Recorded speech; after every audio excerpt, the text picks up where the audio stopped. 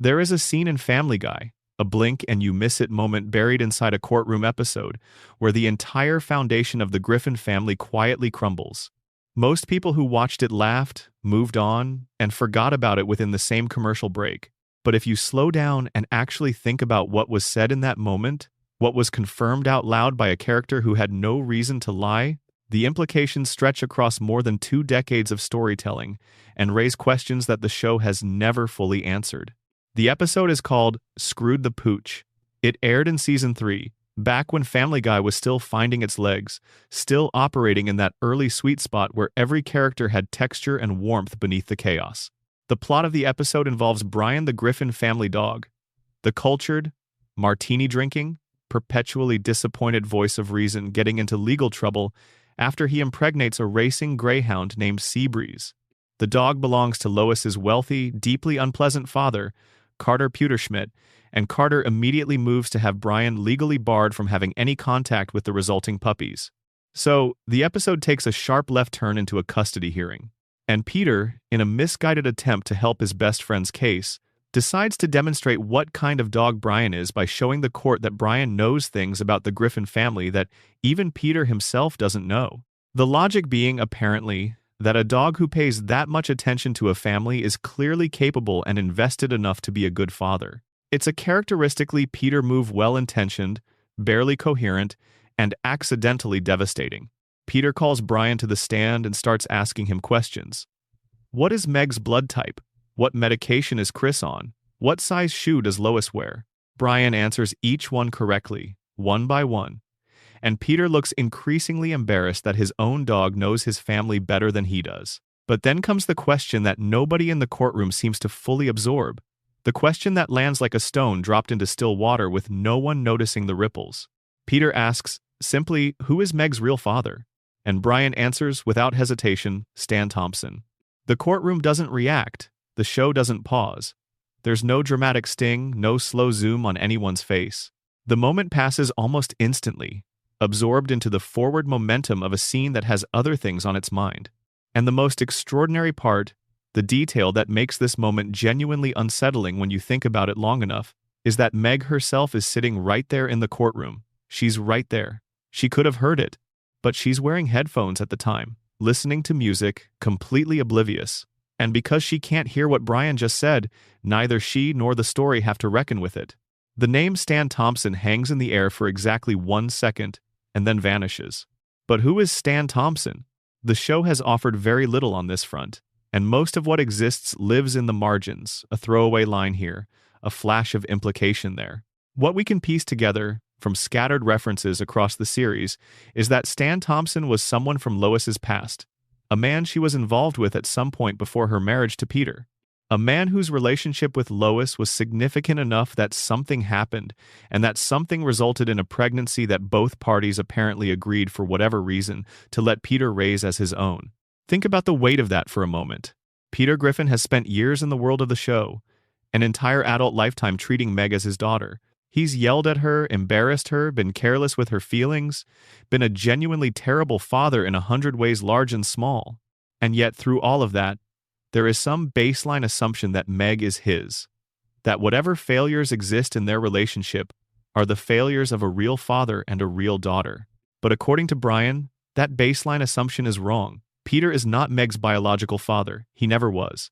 And the implication is that he knows this, that Lois knows this, and that they have apparently decided together, at some point in the past, that it's simply not something Meg needs to be told.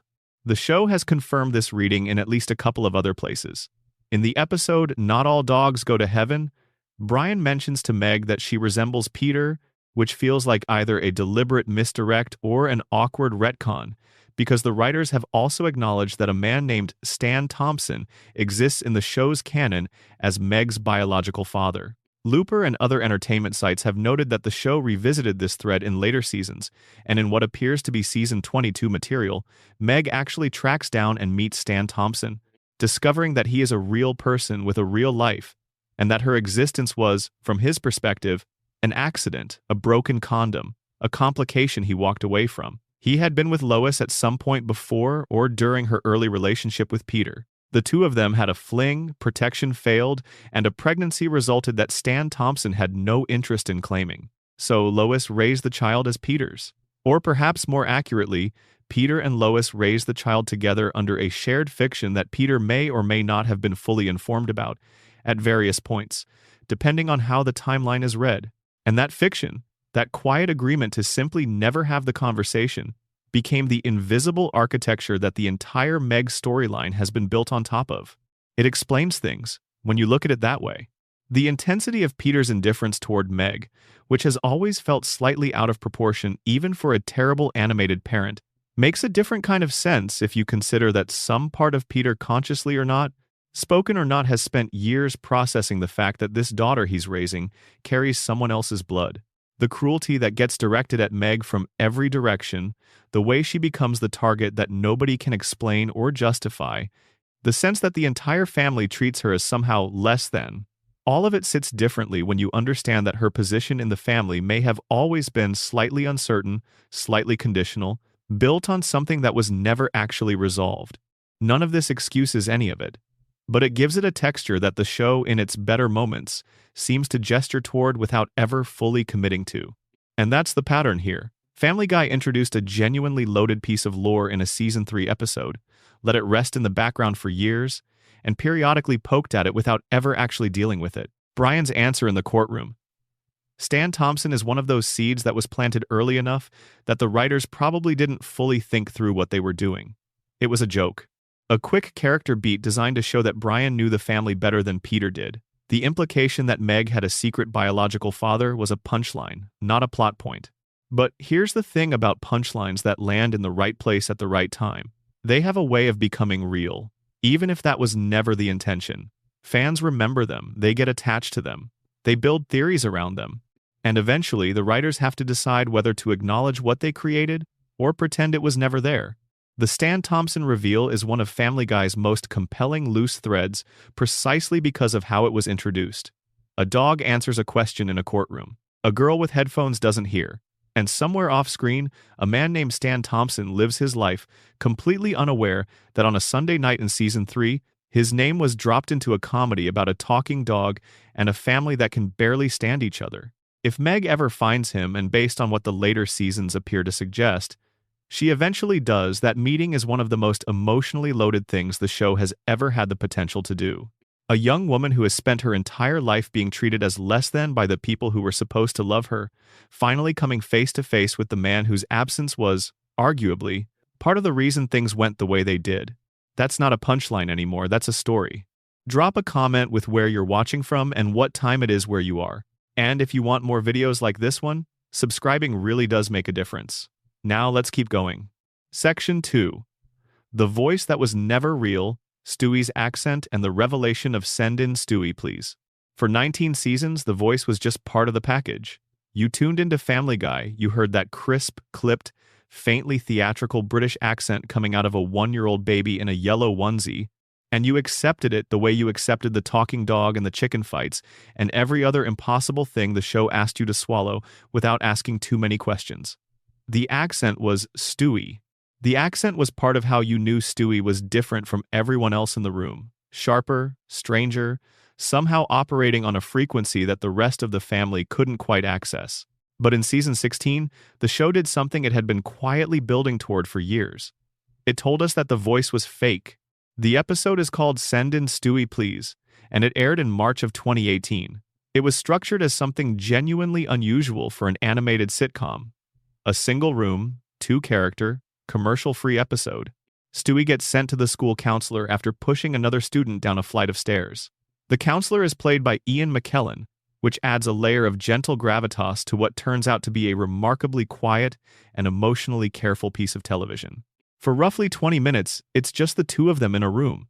Stewie in his chair, the therapist across the desk, and slowly, through the kind of conversation that doesn't usually happen in a show like this, things begin to come out. The big reveal isn't his sexuality, which we'll get to in a different section. The big reveal is that the accent isn't real. Stewie demonstrates his real voice for the therapist, and it sounds, startlingly, like a version of Peter. Deeper, flatter, ordinary.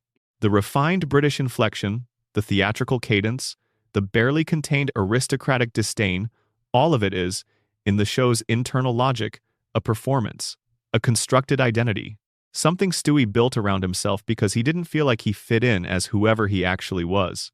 The therapist, played by McKellen and himself speaking with a genuine British accent, listens to Stewie's real voice and then admits that he genuinely cannot tell the difference between the two. Which is the show's little joke about the whole thing, the revelation that Stewie's accent was fake lands with an audience that can definitely tell the difference.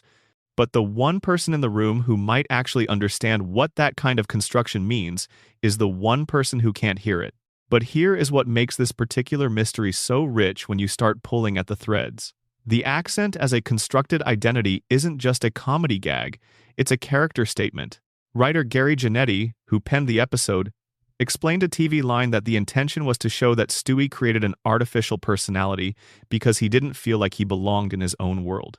He felt out of place in the Griffin house, in his neighborhood, in the situation he found himself born into. So he built another version of himself, grander, more formidable, more difficult to dismiss, and hid inside it. Which, if you think about early Stewie, the season 1 and 2 version, the genuinely menacing evil genius baby plotting world domination from a crib in Rhode Island, adds an entirely different shade to what seemed like a character built purely for comic effect. Because the evil genius persona is also a constructed thing. The British villain voice, the elaborate machinations, the cold eloquence, all of it functions as a shell.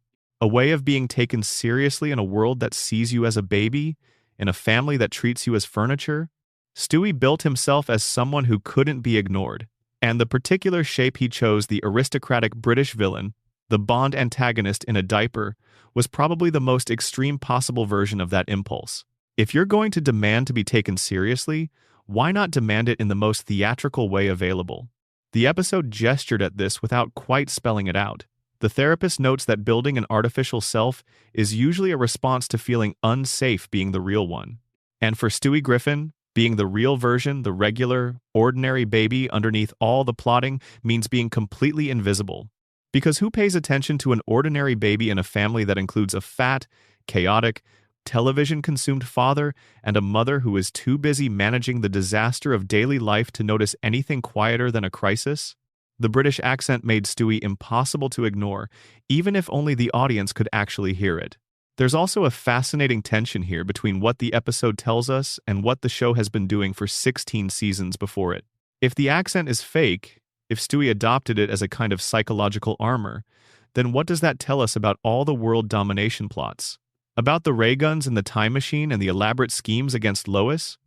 Were those also part of the performance? A baby so committed to his constructed identity that he actually built functional advanced technology to make the character feel real?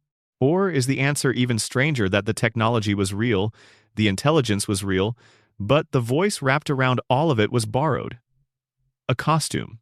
The accent of a villain Stewie decided to play, because playing a villain gave him permission to exist in the world on his own terms. The show didn't give us a tidy answer here, and given the way Family Guy operates, it probably never will. But the weight of the question is worth sitting with.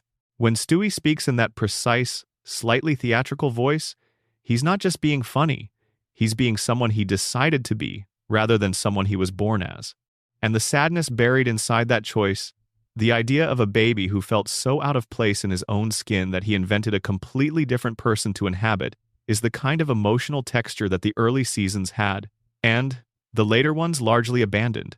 Send in Stewie, Please is one of the best episodes the show produced in its post-Golden Era run, precisely because it remembered that Stewie was always more than a comedy device. He was a character with an interior life that the show had been hinting at for 16 years without ever fully committing to. And this one quiet episode, just two characters in a room, came closer to showing us who Stewie Griffin actually is than anything involving laser guns or time travel or plans to conquer the planet. The accent was always a lie. The person underneath it was always more interesting than the lie. And the fact that the show spent 16 seasons letting us fall in love with the lie before finally asking us to consider the truth beneath it is either a failure of intention or a genuinely long piece of dramatic patience. Given how much care went into this episode specifically, it might be both. Section 3. Who can actually hear Stewie? The question that has no clean answer. Here's a piece of Family Guy lore that gets treated like a minor plot hole, but actually opens into something much stranger the longer you look at it. Who among the show's characters can actually understand what Stewie Griffin is saying? At first glance, this seems like a question with an obvious answer. Brian can understand Stewie. That's been the consistent thread since season 1. The dog and the baby have actual conversations, real back-and-forth exchanges that form the backbone of some of the show's most memorable and emotionally resonant episodes. Brian hears Stewie. Stewie speaks to Brian. That's the relationship. But beyond that, things get genuinely murky in ways that the show has acknowledged, argued about internally, semi-explained, and then cheerfully disregarded whenever a different answer was more convenient for a joke. Seth MacFarlane has addressed this directly in interviews. His rough framework, shared in a conversation that TV Line reported on around 2015, goes something like this. Within the Griffin household, Brian always understands Stewie, and Chris can sometimes understand him. Peter and Lois for the most part cannot. Or more precisely, they hear Stewie speak but experience it as baby babble rather than articulate language. The voice is there. The words are not registering the way they should. But MacFarlane was also clear that these are not iron rules. The writers will break them without hesitation if a different situation serves the comedy better. If a scene works better with Lois understanding Stewie, Lois understands Stewie. If a scene works better with the whole family treating him as a talking baby, that's what happens. The consistency is sacrificed freely in service of whatever the episode needs in the moment. And yet the question of who hears Stewie is not just a technical one. It has moral weight, particularly in the early seasons, where Stewie's inability to be heard was a fundamental part of his tragedy.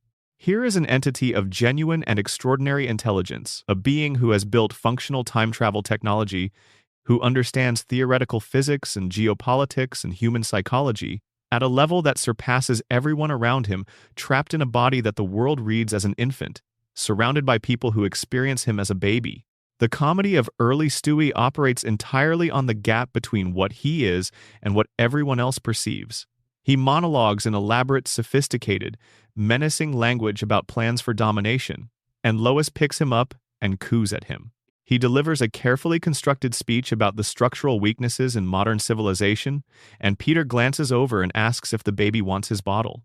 The characters around him are not stupid.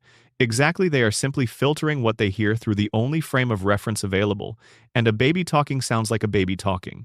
Brian's ability to hear him is, within this framework, a kind of grace. It's the one channel through which Stewie's actual self can communicate, can be received as something real, which is probably why their relationship became so central to the show's emotional core. Brian is, in the most literal possible sense, the only person in Stewie's world who actually listens to him. The inconsistencies get more interesting when you look at these specific exceptions.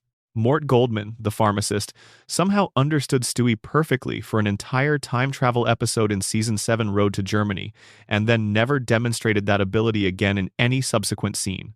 Joe Swanson had one moment, in a cutaway during the episode Brie, Robot, where he appeared to register something Stewie said, but the show never followed up on it. Various one-off characters outside the Griffin family have demonstrated the ability to hear Stewie without it being treated as significant or remarkable. This suggests that the rule isn't really about Stewie's voice at all. It's about the Griffin household specifically. Something about the particular dynamic of the family renders most of them functionally deaf to what their youngest child is actually communicating, which, if you read it metaphorically rather than literally, becomes a statement about the family that's darker than anything Stewie's laser gun has produced. In a Season 24 episode titled The Edible Arrangement, which aired in February 2026, Lois understands Stewie for the first time in the show's entire history. The mechanism is Brian's marijuana edibles. Lois has accidentally consumed them, and in her altered state, whatever perceptual filter has been blocking Stewie's voice from registering simply isn't there anymore. Actress Alex Borstein described it in interviews as a watershed moment, calling it something that had been 27 years in the making. The show presented this as a genuine breakthrough, not just comedically but emotionally. Lois and Stewie, who have had one of the most complicated relationships in the entire series, the baby has spent years literally plotting to murder her, finally have a real conversation, actually communicating for the first time in 2.5 decades of television. The fact that it required Lois to be substantially impaired to get there is either a joke or a meditation on how the people closest to us are sometimes the least equipped to actually hear us. Or both. Because Family Guy at its best has always managed to be both at the same time. But here's the part of the Stewie hearing mystery that the show has spent the least time on, and that is arguably the most interesting. If Brian can hear Stewie, and has been able to hear him since season 1, and if Brian is a reasonably intelligent and morally engaged character, at least in the early seasons, then why has Brian never told anyone what Stewie is actually saying? Why has he never sat Lois down and said, "Your baby is an evil genius who has built a working time machine in his bedroom and has spent the better part of 3 years planning your murder"? The obvious answer is comedy. If Brian explained the situation, the central dynamic of early Stewie episodes would collapse.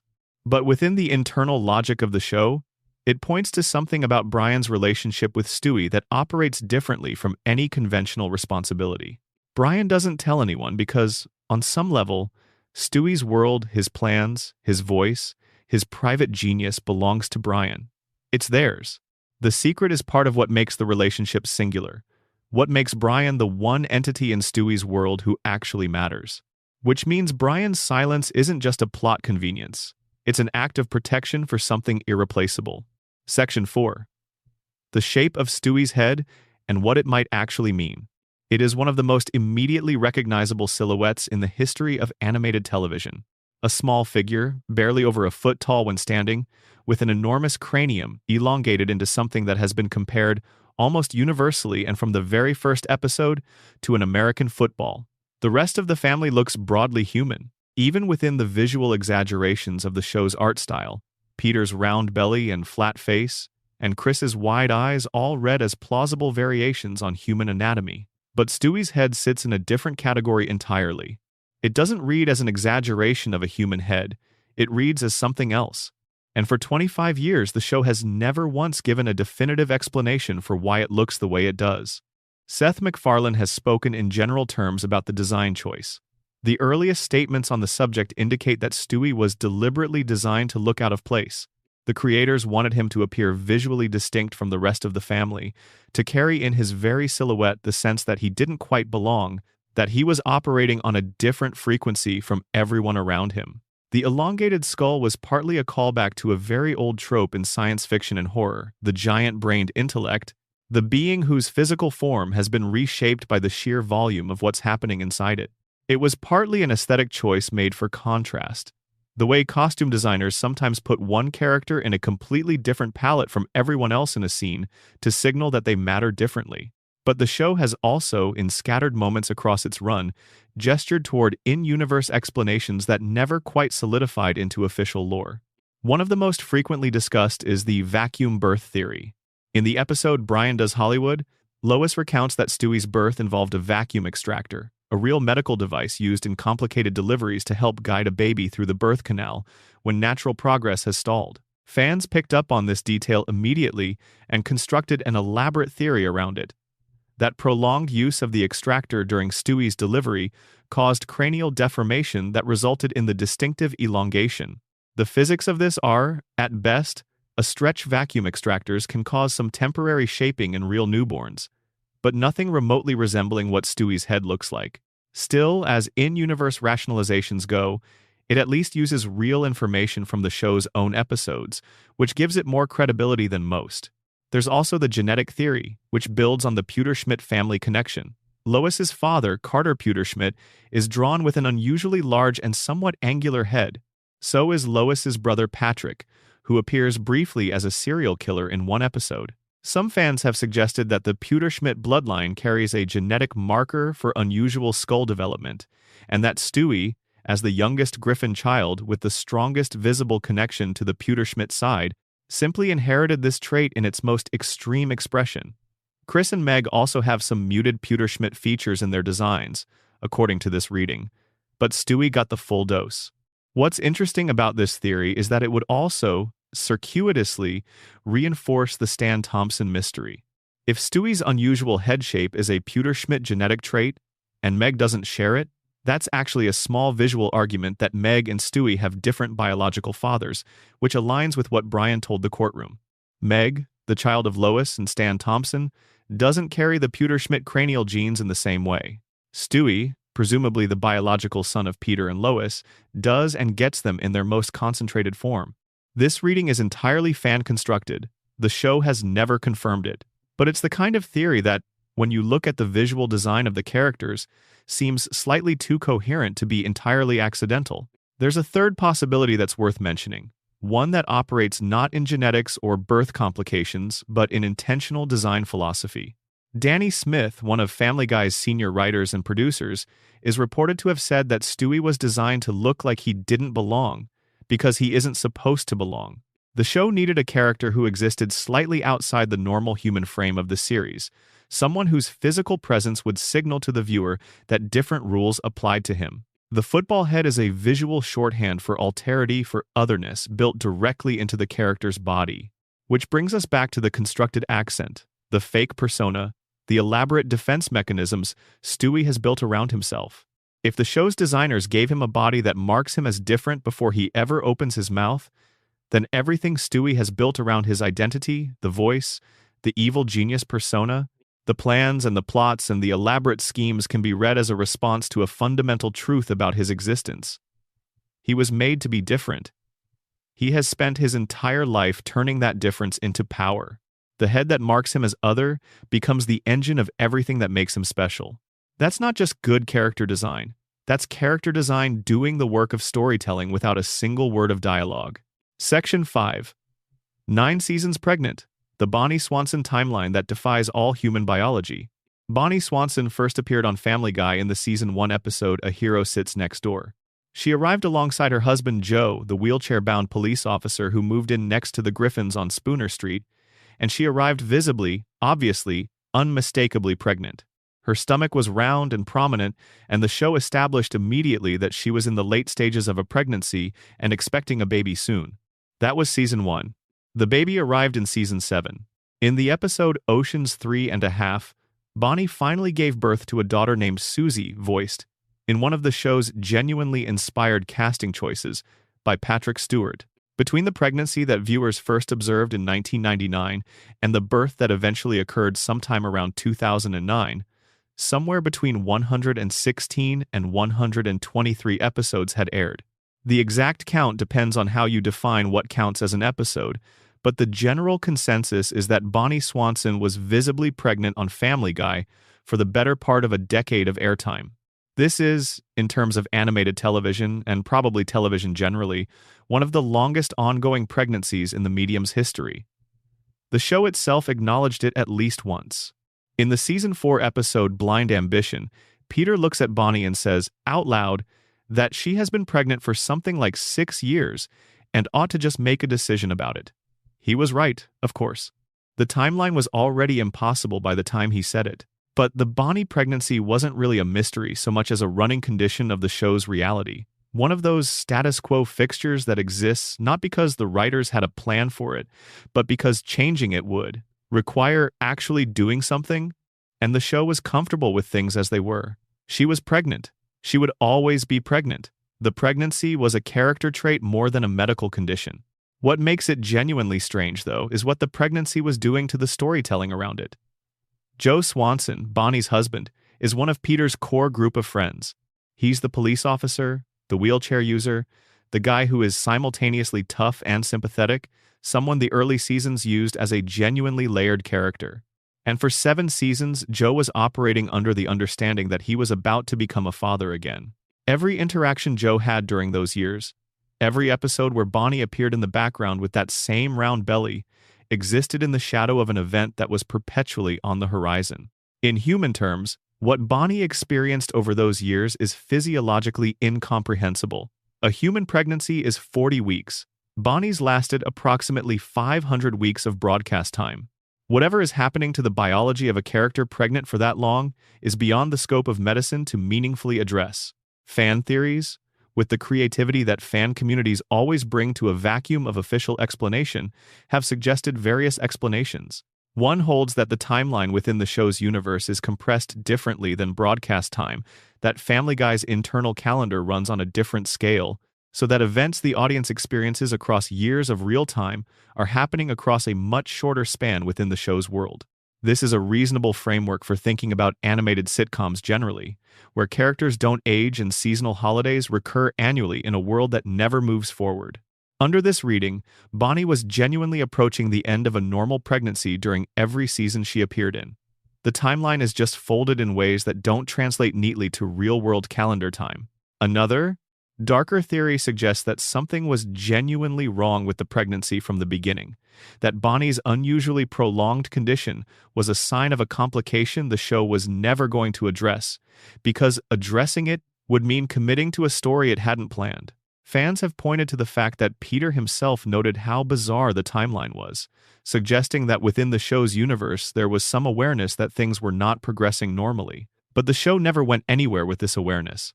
It was a joke, not a plot point. The birth itself, when it finally arrived, was handled with minimal ceremony.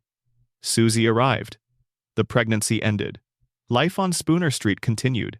The baby became a background presence, occasionally featured in Joe-centric episodes, voiced by Patrick Stewart, in a gag that was funny the first several times it appeared, and then became something the show leaned on slightly too hard. What the Bonnie pregnancy really represents, when you step back from it, is the strange relationship Family Guy has with time and consequence. The show exists in a perpetual present, where nothing the writers don't want to happen gets to happen. Bonnie stayed pregnant for 7 seasons because giving birth would require acknowledging that time had passed, that things had changed, that a new character would need to be integrated into the world. Keeping her pregnant was the cost of staying still. And Family Guy, for better or worse, has almost always preferred to stay still. The baby eventually came. Susie Swanson exists in the show's world, but the 9-season pregnancy that preceded her arrival remains one of the most quietly absurd ongoing conditions in the history of the medium. A detail so strange that the show eventually had to acknowledge it as strange in Peter's 4th season comment, before returning to doing absolutely nothing about it for 3 more years. Section 6. An expired coupon and a war without end. The mystery of Peter Griffin and Ernie the Giant Chicken. At some point during the 2nd season of Family Guy, in an episode called Da Boom, set during a Y2K apocalypse scenario, a flashback revealed the origin of one of the show's most enduring and structurally inexplicable recurring bits. Peter Griffin, walking down the street, was handed a coupon by a giant anthropomorphic chicken. The coupon was expired. Peter, in a reaction that any reasonable person would process as mild annoyance at best, proceeded to engage the chicken in a fight that lasted several minutes, destroyed significant portions of the surrounding environment, and ended with Peter apparently victorious. The chicken showed up again, then again, season after season, in the middle of episodes that had nothing to do with chickens or expired coupons or anything in the vicinity. Ernie, which is what the show eventually confirmed the chicken's name to be, would materialize, and Peter would stop whatever he was doing, and the fight would begin. And these weren't small fights. They were extended, cinematically shot, surprisingly detailed sequences that committed fully to the bit in ways that suggested the people making the show genuinely enjoyed making them, regardless of whether they served any narrative purpose. Because they don't, and the show knows they don't. That's always been part of the joke. The chicken fights interrupt the episode. They consume screen time. They end with Ernie apparently dead, and then, in the final seconds before the scene ends, Ernie stirs and sits up, making clear that he is alive and that the cycle will continue. Peter returns to whatever he was doing before, battered but unbothered, as though nothing happened. But what is the mystery here exactly? The origin was explained, the coupon was expired. That seems on its face like a complete answer, except that the explanation makes the situation more puzzling, not less. Because the question isn't why the first fight happened. The question is why every subsequent fight happens with the same intensity, the same totality, the same complete mutual commitment to destruction. Peter and Ernie have been fighting, across more than 2 decades, with a ferocity that goes so far beyond an expired coupon that the coupon cannot possibly be the real reason anymore. By the time these two have destroyed an office building and sent a bus careening through a city, and crashed into an airplane, and worked their way backward through time courtesy of a broken time machine, the expired coupon is not an explanation. It's a myth of origin that the ongoing war has entirely outgrown. Something else is happening here, and the show has never said what it is. Fan readings of the chicken fights have gone in some unexpected directions over the years. One of the most interesting, and one that the show actually gestured toward in a Season 8 episode, is that the relationship between Peter and Ernie is not purely adversarial. In the episode Internal Affairs, the show revealed that Ernie has a wife named Nicole, also a giant chicken, and that he has a family and a domestic life that exists entirely outside his relationship with Peter. In a brief, remarkable moment, the two of them actually have dinner together. They sit across a table from each other and eat and appear, for a few minutes, to be something approaching friends. Then Peter refuses to let Ernie pay the bill and insults Nicole, and the fight resumes. This episode is fascinating because it suggests that the animosity between these two figures is not purely ideological or even personal in the way that enemies usually are. They are capable of sitting down together.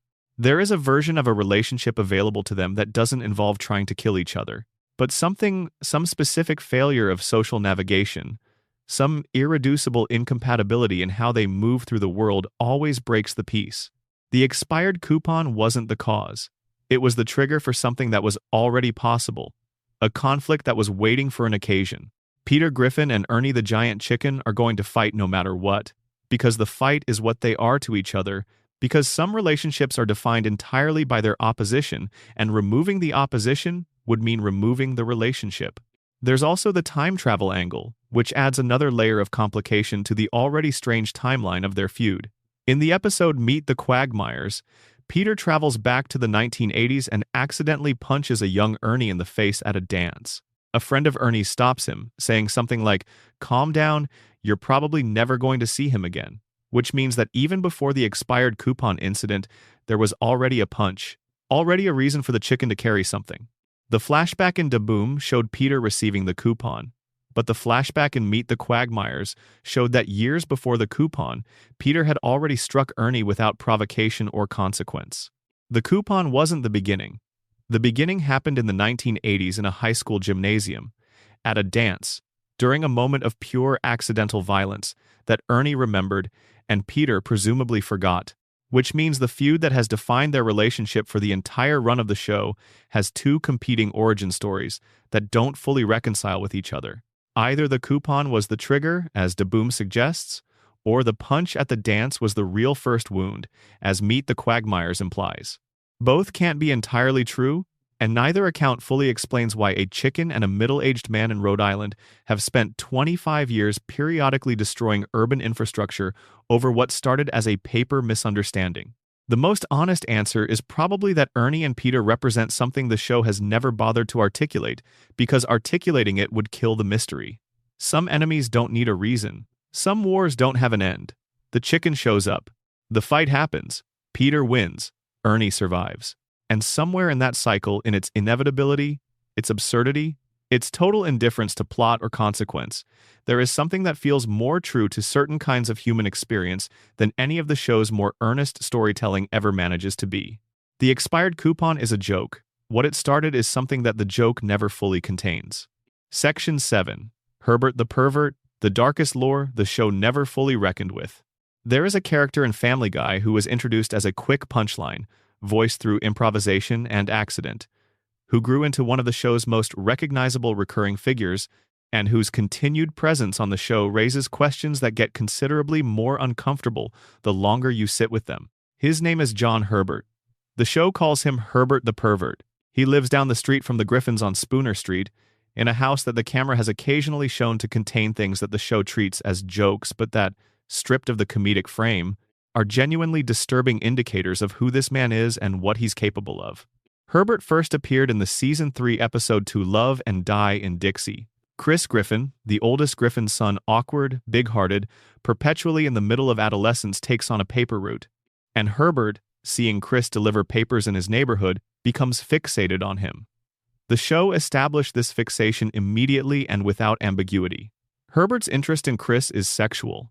The voice actor, Mike Henry, played Herbert with a soft, almost whispered quality, a high, gentle, effeminate tone with a slight lisp that the show uses to signal his character's particular kind of menace. The contrast between the voice and what the character is actually communicating created a dark comedic effect that worked, in a limited and uncomfortable way, on the register of nervous laughter. Mike Henry has spoken about the character's origins. Seth MacFarlane heard Henry doing impressions of old men he'd observed growing up in Virginia. Something about one particular impression made the room laugh. A quick character was written around it. The network approved it. Herbert appeared in the episode, got a strong audience reaction, and the writers brought him back. He was never supposed to become a recurring character. He became one anyway. Over the following seasons, the show built out Herbert's backstory in scattered fragments. In the episode German Guy, Herbert revealed that he is a World War II veteran. He served in the Army Air Corps, was captured by the Nazis, and was sent to a concentration camp. The Germans assumed he was gay based on photographs of young boys he was carrying in his wallet, which the show presents as an ironic misunderstanding that inadvertently tells us something far more disturbing if you follow the logic to its conclusion. Herbert survived the war and returned to civilian life. In And Then There Were Fewer, the Season 9 premiere that functioned as a murder mystery episode, Herbert had a moment where he revealed to Chris in confidence, in a scene played as a quick dark joke, that if something were to happen to Herbert, Chris should burn his house down before anyone could discover what was inside. The show presents this as a joke. What it's describing, for anyone paying attention, is a man telling a child that his home contains illegal material related to children and that the child's job is to destroy the evidence. That's the Herbert lore that the show has never quite reckoned with. His characterization across the run establishes him as a genuine threat, not just a dark comedy fixture, but a man with a documented pattern of behavior and, if the dialogue is taken seriously rather than as pure absurdist comedy, a collection of material that confirms the pattern. And yet the show has kept him around, kept Chris in proximity to him, and kept playing the tension between them for laughs in ways that have become genuinely harder to process as cultural conversations about this kind of harm have shifted. The most extraordinary single piece of Herbert lore is also one of the most overlooked, the Skull and Bones connection. The Family Guy wiki lists, as established in-universe fact, that Herbert is the eldest member of the Skull and Bones Secret Society, the elite secret organization rooted in Yale University, the organization that various conspiracy theories and historical analyses have linked to generations of American political and financial power. The show drops this in as a throwaway and never returns to it, which is exactly the kind of detail that makes Family Guy's world strange, in ways that feel accidental and yet somehow appropriate. An elderly pedophile is the oldest living member of one of America's most storied secret societies. The show mentions this once and moves on. Nobody thinks to follow up on what it means about either Herbert or Skull and Bones. The deeper mystery of Herbert is the question of why the show kept bringing him back. The character is genuinely difficult to defend on any grounds other than the historical argument that he represented a type of dark comedic figure that older animated shows deployed before cultural understanding shifted to where it is now. Mike Henry himself eventually stepped away from voicing several of his Family Guy characters as part of broader conversations about representation and voice casting in animation. Herbert survived those transitions longer than some, though the character's arc in the later seasons became considerably more focused on his World War II veteran backstory and his friendship with Chris than on the aspects that made early Herbert so thoroughly uncomfortable. What Herbert reveals about Family Guy is something the show would probably prefer not to examine too closely. That some of the creative decisions made in the early seasons operated on a comedic logic that assumed certain things were inherently funny because of their transgressive quality, without fully considering what was being normalized by treating them as punchlines. The character was a product of his moment, a moment that the culture has moved well past. He stuck around because people kept laughing, and the laughter, complicated as it is the most honest version of the Herbert mystery that exists. Section 8. Lois Griffin's Hidden Life. The crimes, the past, and the woman nobody fully knows. Lois Griffin is introduced to the audience as the straight man, the reasonable one, the woman who is, by some mysterious act of patience, still married to Peter Griffin after what the show implies are approximately 20 years of accumulated domestic disaster. She plays piano. She teaches piano. She used to be a stay-at-home mother. She wears reasonable clothes and has reasonable hair and speaks in a reasonable register that functions as a kind of constant reference point for what a sane response to anything might look like. But if you pay attention across the full run of the show, something more interesting and considerably more complicated assembles itself in the background. Lois Griffin is not the person she appears to be. Or rather, she is also many other things that her domestic facade carefully conceals, and the longer the show runs, the more it seems to understand this about her, even when it doesn't know quite what to do with the understanding. Start with the past she had before Peter. The show has revealed, in various episodes across its run, that Lois was involved with an extraordinary number of people during her formative years. She slept with Gene Simmons of Kiss. She was involved with members of multiple 1980s rock bands. She had a documented affair with Bill Clinton, revealed in the episode Bill and Peter's Bogus Journey. She slept with Jerome, the man who briefly replaced Quagmire as the Griffin's fourth friend, which was revealed and then weaponized by Quagmire in the episode Jerome is the New Black. She starred in a pornographic film during her college years. The film is called Quest for Fur, and it was used against her in the Season 9 episode, And I'm Joyce Kinney, when a local news anchor revealed it publicly in what constituted a genuinely devastating act of social humiliation. None of this is extraordinary for a person in the abstract. Adults have pasts. People do things in their youth that they wouldn't necessarily choose to lead with as a social introduction. But Lois has built her entire identity around a kind of propriety around being the responsible wife, the caring mother, the woman who holds things together. And the past that keeps surfacing suggests that the propriety is, at least in part, a construction. A version of herself that she decided to become, not necessarily a version that represents everything she is. There's also the matter of the crimes. Because Lois Griffin, in the show's later seasons specifically, has a remarkably extensive record of genuinely criminal behavior that the show slides past with a speed that suggests it doesn't quite want to look at what it's depicting. She killed a waitress during her honeymoon with Peter. This was revealed in a Season 18 flashback and played entirely for laughs. She confessed to having killed a jaywalker, as Chris revealed in a separate episode. She has committed fraud, used her son's urine to pass her own drug test, been involved in schemes that resulted in deaths she bears partial responsibility for. The most unsettling of these is also the most casually presented: the honeymoon murder.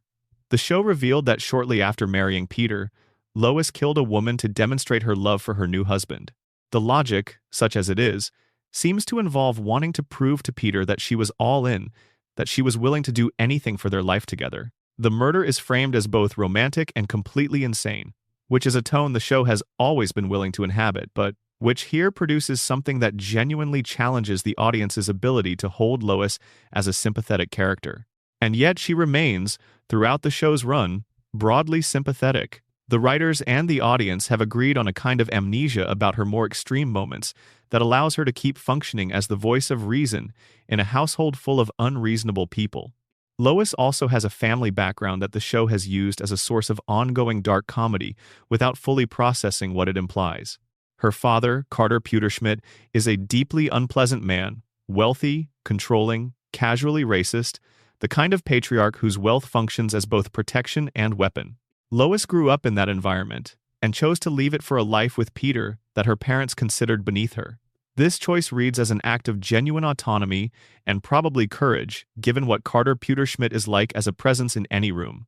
But then there is Lois's brother Patrick, who was confined to a mental asylum after becoming a serial killer who targeted obese men. He appeared in the episode Sibling Rivalry and was used as a dark comedy device. The show revealed that the Pewterschmidt family had been hiding Patrick's existence for years, keeping him institutionalized and out of the public eye to protect the family's reputation. Lois had a brother she barely knew because the family had made him disappear. Within this context, Lois's propriety starts looking less like a natural expression of who she is and more like armor developed in response to a family that knew how to conceal damage. If you grow up in a household where a murderer brother is simply never mentioned, where wealth insulates everything from consequence, where image management is the most consistently demonstrated family value, then constructing a presentable version of yourself, even at the cost of concealing the parts that don't fit, is almost a survival skill. The pornographic film, the college affairs, the honeymoon murder, these aren't the actions of a woman who has always been who she appears to be. They're the actions of someone who decided at some point to become something more manageable, more legible, more like what a mother and wife should look like. And the things she did before that decision, and the things she continues to do in the show's later seasons when the propriety slips, are the traces of whoever she was before the performance became second nature. Lois Griffin is one of Family Guy's most genuinely complex characters and one of its most underwritten. The show has the raw material for a fascinating portrait of a woman whose identity is more constructed than it appears, who has buried a past she partly chose and partly was given, who manages a family defined by its capacity for chaos from a position that requires constant maintenance of a fiction about who she is. It just almost never notices that it has that material. Section 9. The Age Problem. How old is Glenn Quagmire, and why does it keep changing?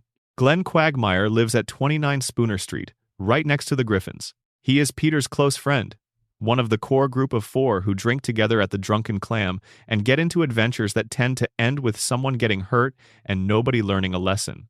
He works as an airline pilot. He has a very large chin. He says things that the show's early seasons found funny and that the later seasons have found increasingly difficult to navigate. And his age, according to the most official in-show source available, is 61 years old. This was established in the Season 7 episode Foxy Lady, where Quagmire's driver's license was shown clearly on screen with the number 61 years old. It's there in the prop. The show put it there. And then, in later episodes, the show proceeded to set events during his teenage years in 1986, which would make him, if he was in high school or thereabouts in 1986, and the show was airing in 2007 when that episode aired, somewhere between 35 and 45. Not 61. This is the Quagmire age problem in its most basic form. He has an officially documented age that is completely incompatible with other officially documented moments from his life. He was 61 in the year the driver's license was shown, and he was a teenager in 1986. These facts cannot both be true in the same timeline. The math won't cooperate no matter which direction you approach from. The production team's response to this has been characteristically casual. On the show's Wikitalk pages, which preserve fascinating records of fans raising this exact concern and production-adjacent commenters responding, the consistent answer is some variation of, Quagmire said he was 61, and that's what stays on the page until something contradicts it.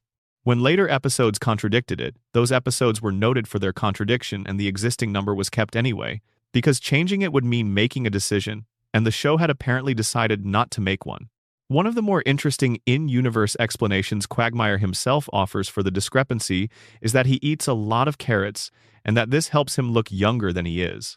This is played as a joke, obviously, but it also functions as a small acknowledgement that the character is aware of a discontinuity and is offering a deliberately absurd solution rather than a real one. There's also the question of when Quagmire and Peter first met. In Meet the Quagmires, an episode where Peter travels back to 1984, Quagmire is shown as already knowing Peter and Lois when they were both approximately 18. If Quagmire was 61 in 2007, he would have been approximately 68 years old in 1984, which is absolutely not what the episode depicts. The Quagmire in the 1984 flashback appears to be in his late teens or early 20s, consistent with being a contemporary of Peter and Lois, rather than a generation older than them. The most honest reading of the Quagmire age problem is probably the simplest one. The writers assigned him an age that sounded funny, kept writing him as a contemporary of Peter without doing the arithmetic, and never went back to reconcile the two. Animated sitcoms operate in a continuous present where the details of characters' pasts are populated on a need-to-know basis, and what the show needed to know from episode to episode was different enough that consistency fell away. But the age problem points to something broader about Quagmire as a character, which is that his backstory is substantially more developed than the show usually allows him to deploy. He served in the U.S. Navy. He knew Peter before Peter met Lois. He had a relationship with a woman named Cheryl Tiegs that he genuinely cared about and lost, which the show has used as occasional evidence that there is more emotional depth to Quagmire than his dominant characterization suggests. His father underwent a gender transition, which the show handled in an episode called Quagmire's Dad, and then largely left alone, though it represented one of the show's more surprisingly sympathetic explorations of a genuinely complex topic. Quagmire also has a sister, Brenda, who appeared in an episode that dealt with domestic violence in ways that the show's critics found both surprisingly earnest and ultimately muddled. He has a daughter from a relationship with a woman he barely knew, and the episode that followed his discovery of the child was one of the few times the show depicted Quagmire with uncomplicated emotional sincerity, showing a version of the character who was capable of something larger than his usual register. The age confusion is a symptom of the same thing that affected all the show's supporting characters across its run. The writers knew more about who these people were in individual moments than they did about who they were as continuous beings across time. Quagmire at 61 is one version of the character. Quagmire as Peter's teenage contemporary is another. The show needed both versions at different moments and never troubled itself to choose between them. The real Quagmire, whoever that is, exists in the space between the driver's license and the 1984 flashback somewhere in a timeline the show has never quite committed to drawing. Section 10. Stewie's sexuality, the answer that keeps not being given. For as long as Stewie Griffin has been on television, fans have asked whether he's gay. The question arose naturally from the character's design. The refined sensibility, the evident lack of interest in the things baby boys in sitcoms are supposed to be interested in, the recurring jokes about cross-dressing and attraction to male characters, the stuffed bear named Rupert toward whom Stewie directs what can only be described as complicated feelings. The question was in the air from the first season. It never fully went away. Seth MacFarlane, in a Playboy interview that circulated widely in the mid-2000s, addressed it more directly than the show itself ever had. He said that the writers felt Stewie was almost certainly gay, that the evil genius persona, the aggression and the world domination plots, were expressions of confusion and suppressed conflict about his orientation, that the show had even gotten as far as a full script for an episode in which Stewie came out. The story involved him being bullied at school and traveling back in time to remove a passage from Leviticus, but that the episode was ultimately shelved, partly because the show was canceled before it could air. MacFarlane later partially walked back some of this, noting that being a cartoon character meant Stewie existed somewhat outside the categories that apply to real human beings. Sexuality is a fluid and personal matter, and projecting it definitively onto a fictional one-year-old raised its own complications. The show's approach became less about answering the question and more about maintaining it, keeping the uncertainty alive, because the uncertainty was itself a source of character depth and comedic possibility. The season 16 episode, Send in Stewie, Please, the same episode that revealed his British accent was fake, addressed the question more directly than any episode before it, but it did so by declining to answer in a specific way that ended up being its own kind of statement. In his session with the therapist, Stewie denied being gay while making a series of comments that suggested he was not entirely convinced by his own denial. He mentioned that he and Grant Gustin, the actor who plays the Flash, would make a very cute couple. He spoke about a classmate named Tyler whom he pushed down the stairs not out of malice but out of a kind of terrified affection, the violence of a very small person who didn't know how else to express something confusing and overwhelming. Writer Gary Janetti, speaking to TV Line about the episode, explained that the decision was to keep Stewie's sexuality uncertain because the uncertainty was real for the character. A one-year-old baby, even an extraordinarily unusual one-year-old baby, does not have a settled adult sexuality. Stewie's awareness of his own feelings and what they mean is, by definition, incomplete. Janetti described this as giving the character vulnerability, and he wasn't wrong. A Stewie who knows exactly who he is and what he wants is a less interesting character than a Stewie who is genuinely in the middle of figuring something out. MacFarlane's position, as reported by executive producer Rich Appel, was that the show shouldn't lean into the question too hard. Stewie is a baby. The question of his adult sexuality, if it has an answer, is one that belongs to a future version of him that the show has never reached. Appel noted that sexuality is a fluid matter for real human beings, and that it was better to keep it as something undetermined rather than definitively labeling a character who, within the show's logic, hasn't yet had the experiences that would clarify his own feelings. The show's approach to this has shifted over the years in ways that track with broader cultural conversations. The early Stewie, the one MacFarlane described as deploying evil genius aggression as a sublimation of sexual confusion, operated in an era when the jokes around his possible sexuality were mostly played as surprising subversions, unexpected punchlines, that played with the audience's assumptions about what babies are supposed to be interested in. The later Stewie, operating in a different cultural moment, has been written with considerably more explicit acknowledgement of his complicated feelings without quite committing to a label for them. What the show has never done, and what MacFarlane's canceled script suggests they came closest to in the early years, is treat the question as something that deserved a direct and sincere answer rather than an indefinitely maintained mystery. Other animated shows have depicted gay characters with directness. The territory is not uncharted.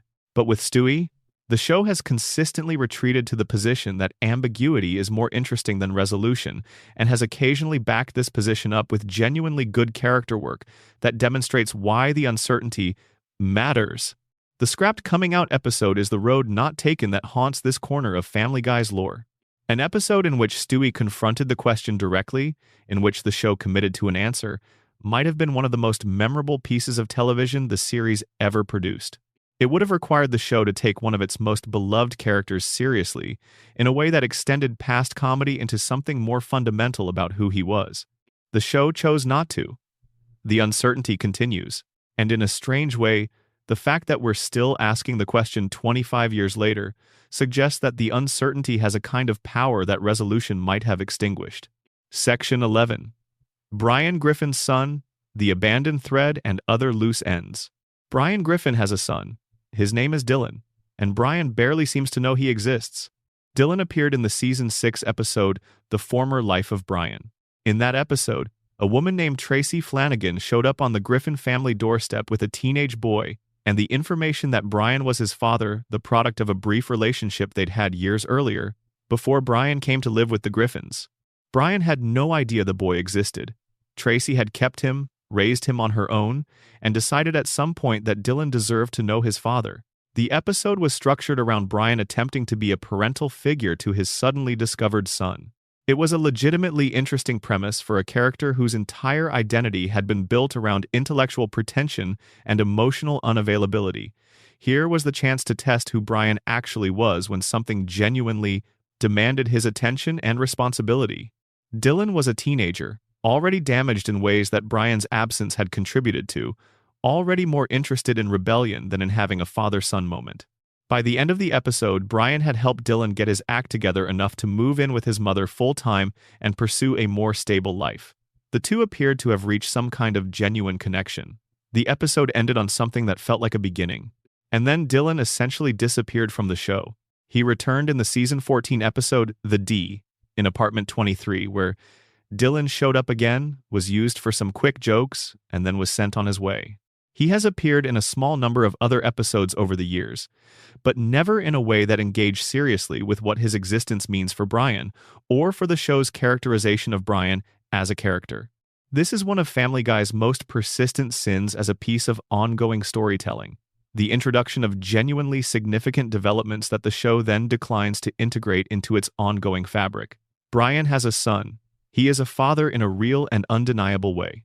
And yet the episodes featuring Brian in the following seasons almost never acknowledge this, never let it inform how Brian thinks about himself or how other characters think about Brian. Quagmire's famous speech in Jerome is the New Black, the one where he catalogs everything wrong with Brian in excruciating detail, includes the accusation that Brian is a bad father who abandoned his own son. Quagmire is right. Brian did, essentially, abandon Dylan. But the speech treats this as one item in a list rather than as a defining moral failure, and the show has never returned to it with the kind of sustained attention that might have made it mean something. The Dylan thread connects to a broader pattern in Family Guy's treatment of consequences. The show generates significant events. A baby dies and comes back to life.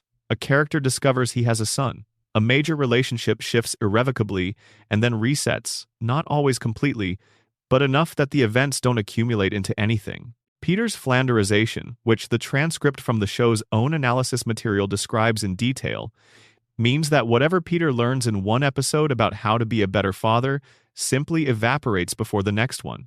Whatever Brian discovers about his capacity for responsibility via Dylan gets filed away in a drawer that the show rarely opens. There are other abandoned threads of similar weight.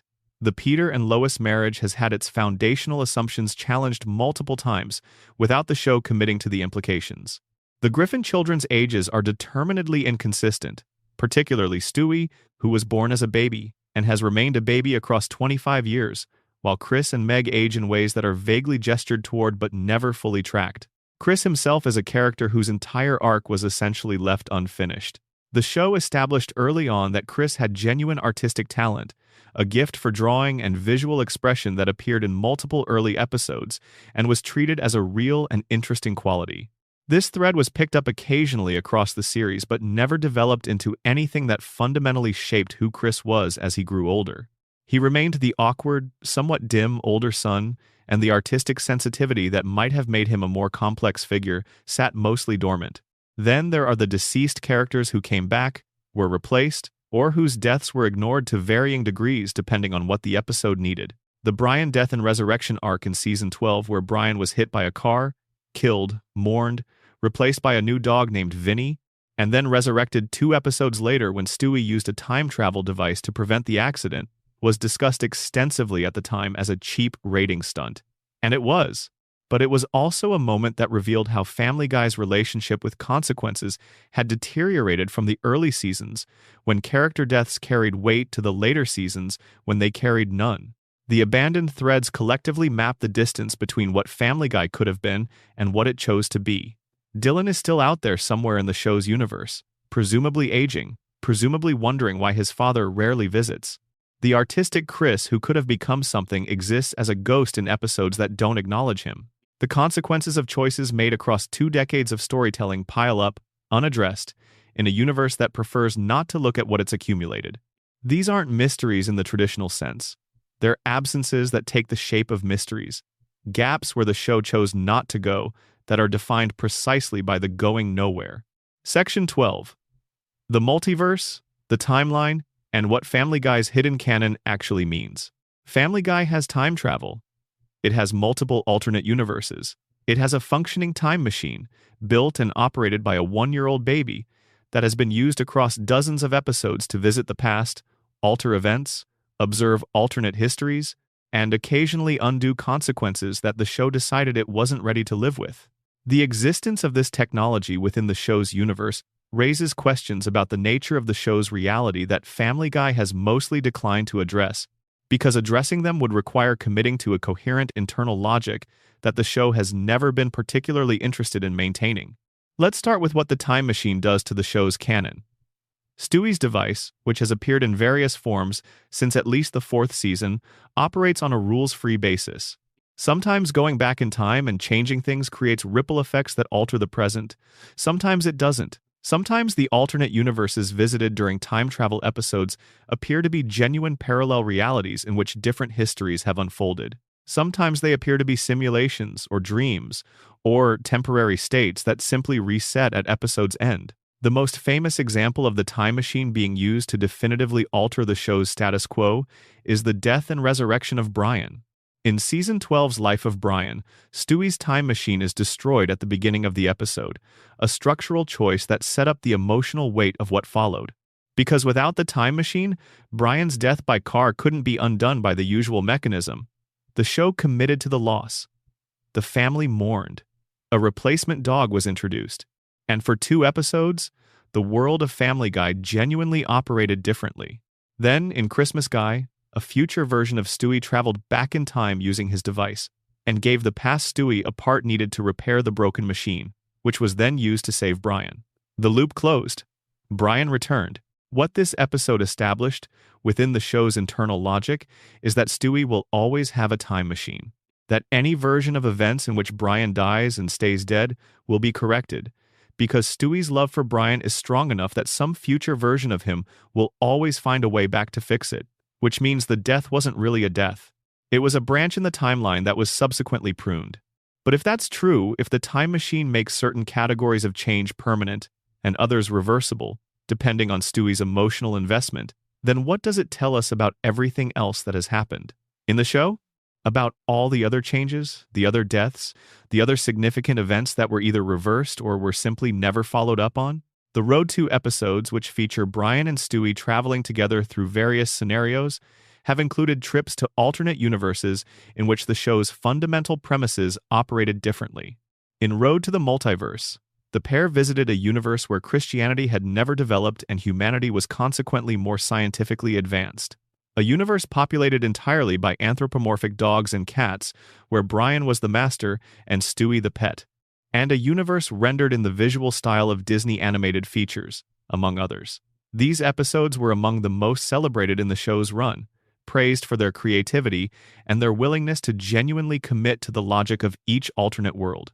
But what do these alternate universes mean for the show's canon? If there is a universe in which Brian is a human and Stewie is a dog, a universe that the show visited and depicted as real, functioning, internally consistent, then what does that say about the nature of the primary universe?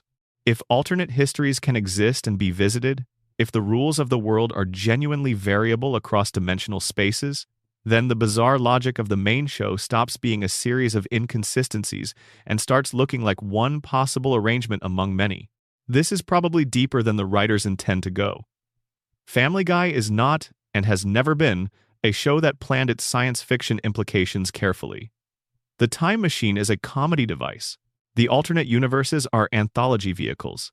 But the implications of both exist within the show's own stated logic, and they have consequences for how the show's reality works that are more significant than the writers have ever bothered to acknowledge. One of the most interesting implications involves the alternate history established in Stewie Kills Lois and Lois Kills Stewie, the Season 6 two-parter that gave us the most extended version of what Stewie's plans would look like if he actually followed through on them. In those episodes, Stewie killed Lois, took over the world, and became the dictator he had always announced he would be. The whole arc was eventually revealed to be a simulation running on Stewie's computer. None of it really happened. But the simulation presumably required Stewie to input his own genuine plans, his real understanding of how he would take over the world, his actual blueprint. The simulation was successful precisely because Stewie's genius made the scenario plausible, which means that somewhere in Stewie's computer there exists a complete and detailed working plan for world domination. The show revealed this and then walked away from it. The time travel lore also creates a problem for the show's relationship with consequences that connects back to everything we've discussed about abandoned threads and reset buttons. If consequences can always be undone, if deaths can be reversed, if the past can be accessed and altered, then what does anything that happens in the show's present actually mean? Why mourn? Why change? Why develop? The answer the show implicitly offers is, sometimes things matter anyway, even in a world where the undo button exists, because the emotional experience of the characters in the moment is real even if the outcome is subject to revision. Brian's death was genuinely devastating for Stewie and for the audience, even though it was reversed. The grief was real. The love that motivated the reversal was real. The fact that reality was restored doesn't invalidate the feelings that the loss produced. This is actually a somewhat sophisticated position on time travel and consequence, and the fact that Family Guy arrived at it largely by accident doesn't make it less true. The show's multiverse isn't a carefully constructed mythology. It's a collection of creative choices that, taken together, imply something interesting about a universe in which the past is accessible and the present is therefore always provisional. What Family Guy's hidden canon, the Stan Thompson revelation, the time machine implications, the alternate universes, the abandoned threads, the inconsistencies in who can hear Stewie and how old Quagmire is, and what Lois has done and what Stewie's head means, what all of this adds up to is something genuinely unusual for a long-running comedy. It adds up to a show that has, almost entirely without intending to, created a mythology. A messy, contradictory, frequently incoherent mythology, full of dead ends and dropped threads and deliberate unanswered questions and accidental ones. But a mythology nonetheless, a set of questions that the show can't close because it never fully opened them, that persist in the margins of 25 years of storytelling, like sediment that accumulated while everyone was looking somewhere else. Peter's Daughter by Another Man, the baby with the impossible head and the fake accent and the uncertain sexuality, the dog who can hear the baby and never told anyone why, the pregnant woman across the street who stayed pregnant for 9 years, the chicken who started a war over an expired coupon and never actually died, the old man down the street with secrets in his house and a name in the Skull and Bones registry, the mother who starred in a film nobody was supposed to see and killed someone on her honeymoon and was still, somehow, the most reasonable person in every room she entered. These are not the materials of a simple cartoon about a funny family. These are the materials of something considerably stranger, a show that built a universe larger and darker and more complicated than it knew how to manage, and then spent 25 years being funnier than it was organized enough to be. While the universe it built accumulated mysteries in every room, it couldn't find the time to clean out. The show is still going. The mysteries are still there. And somewhere in the multiverse, Stewie's computer simulated, on a Rhode Island street in a universe that doesn't exist and never did, all of them have answers. We just haven't gotten there yet. If you made it all the way through, thank you so much for spending this time with these stories. If you enjoyed the video, leaving a like really does help more people find the channel. And if you want to see more deep dives like this one, subscribing makes sure you don't miss the next one. Sleep well. We'll see you soon. End of script. Word count estimate to 30,000 plus words across all 12 sections. Expanded deep dives additional material per section. Section 1 extended. Stan Thompson going deeper into what Meg didn't hear. Let's sit with the courtroom scene a little longer, because the details around it are worth examining more carefully than the episode itself invites.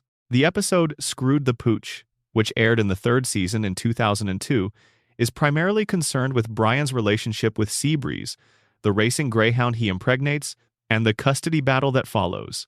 The comedic premise is standard Family Guy territory, a situation where the show's most sophisticated character gets himself into a deeply undignified predicament and has to navigate the consequences alongside a family that can barely navigate its own. It's a good episode by early Family Guy standards. The writing is sharp. The character dynamics are clear and consistent. Peter is foolish but trying. Brian is humiliated but resilient. And then, in the middle of Peter's testimony, a name gets dropped that the show has never quite known what to do with. Stan Thompson. The mechanics of how this detail lands are almost as interesting as the detail itself.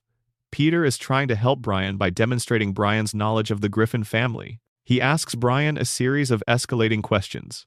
Each answer confirms that Brian pays more attention to this family than Peter does, which, within the show's comedic logic, is both a compliment to Brian and an embarrassment to Peter.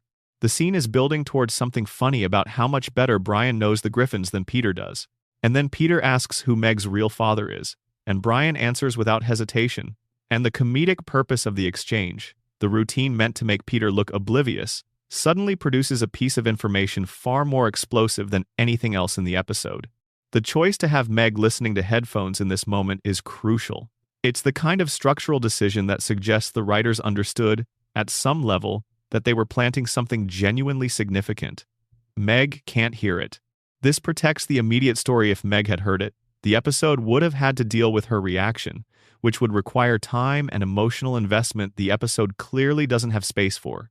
The headphones are a mechanism for deferral, a way of introducing the information to the audience while keeping it hidden from the character it most concerns. But the deferral has consequences. By making Meg unable to hear the revelation in that moment, the writers created the condition for a specific kind of ongoing dramatic irony that operates across subsequent seasons.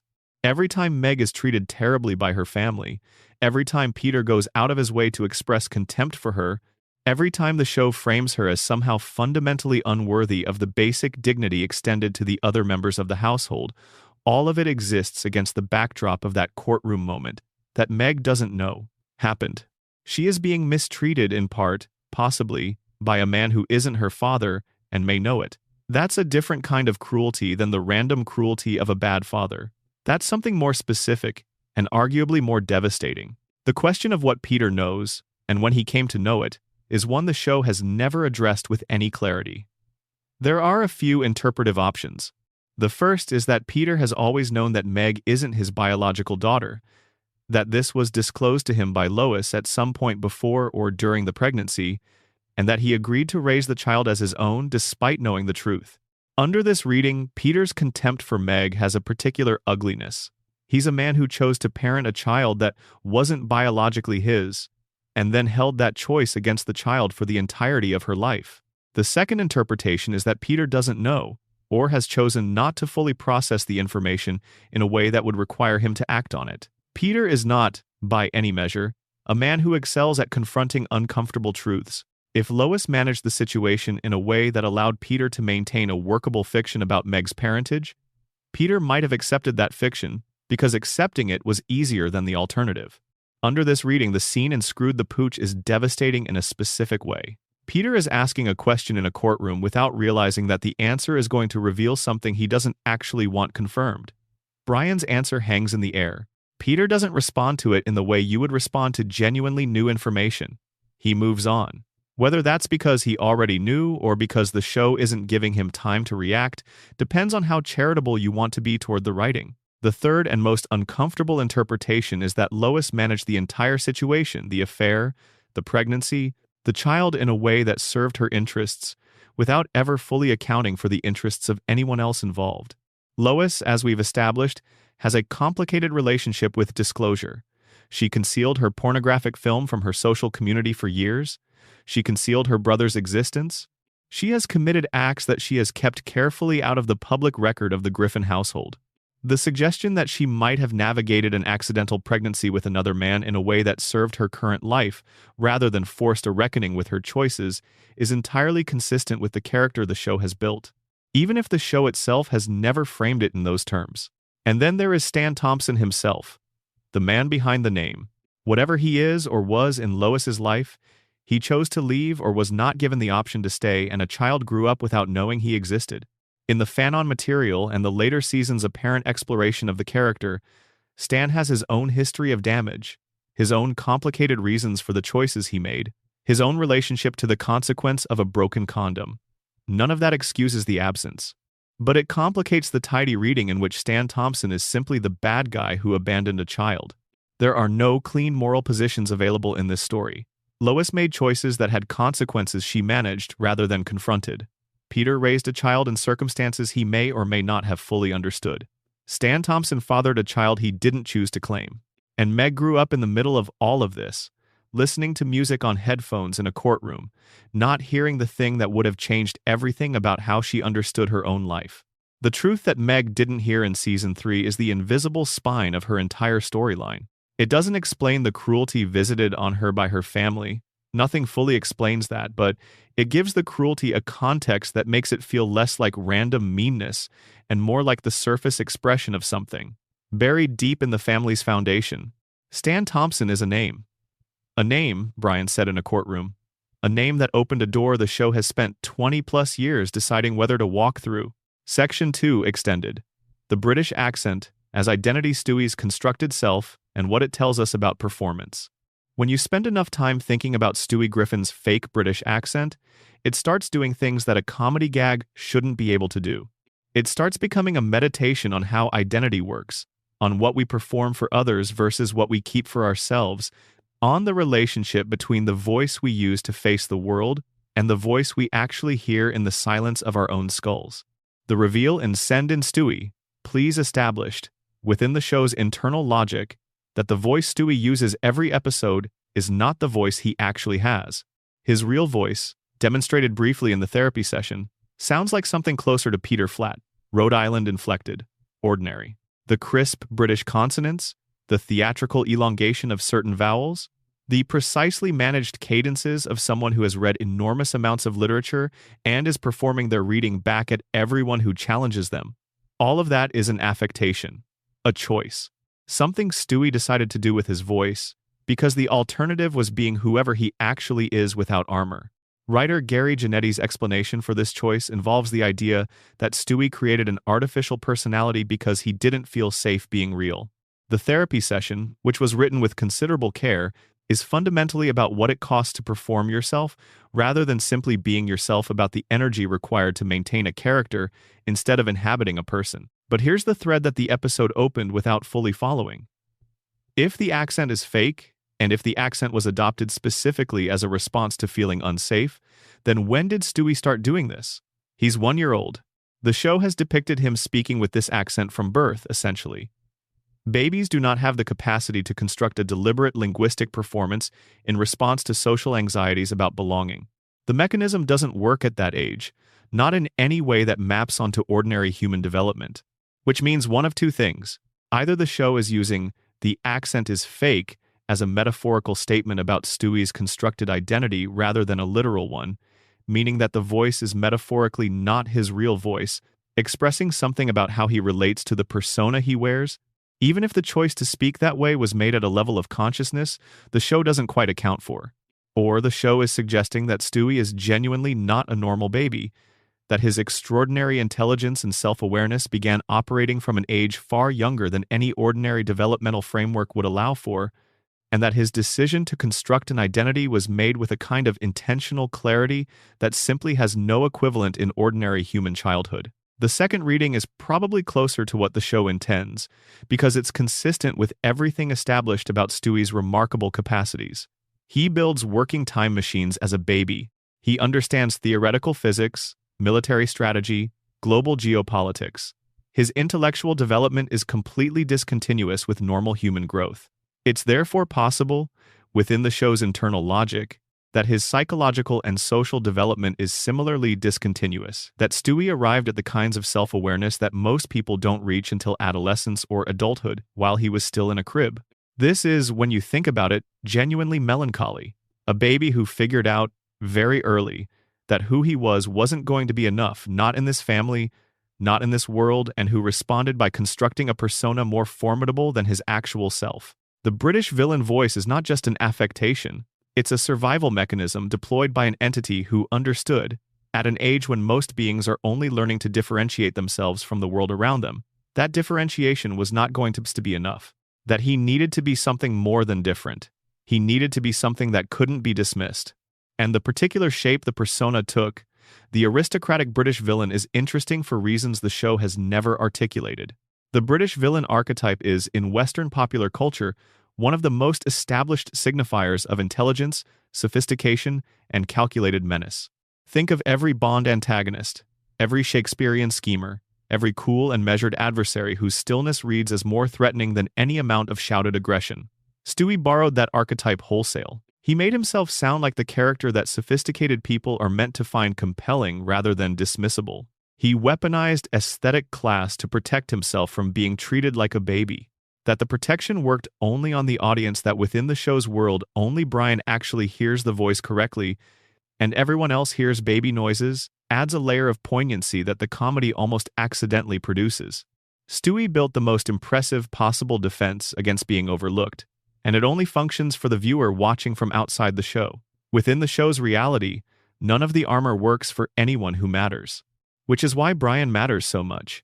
Brian is the one being in Stewie's world who hears the voice correctly, who registers the intelligence behind it, who treats Stewie as a full participant rather than a background element in a scene that's really about someone else.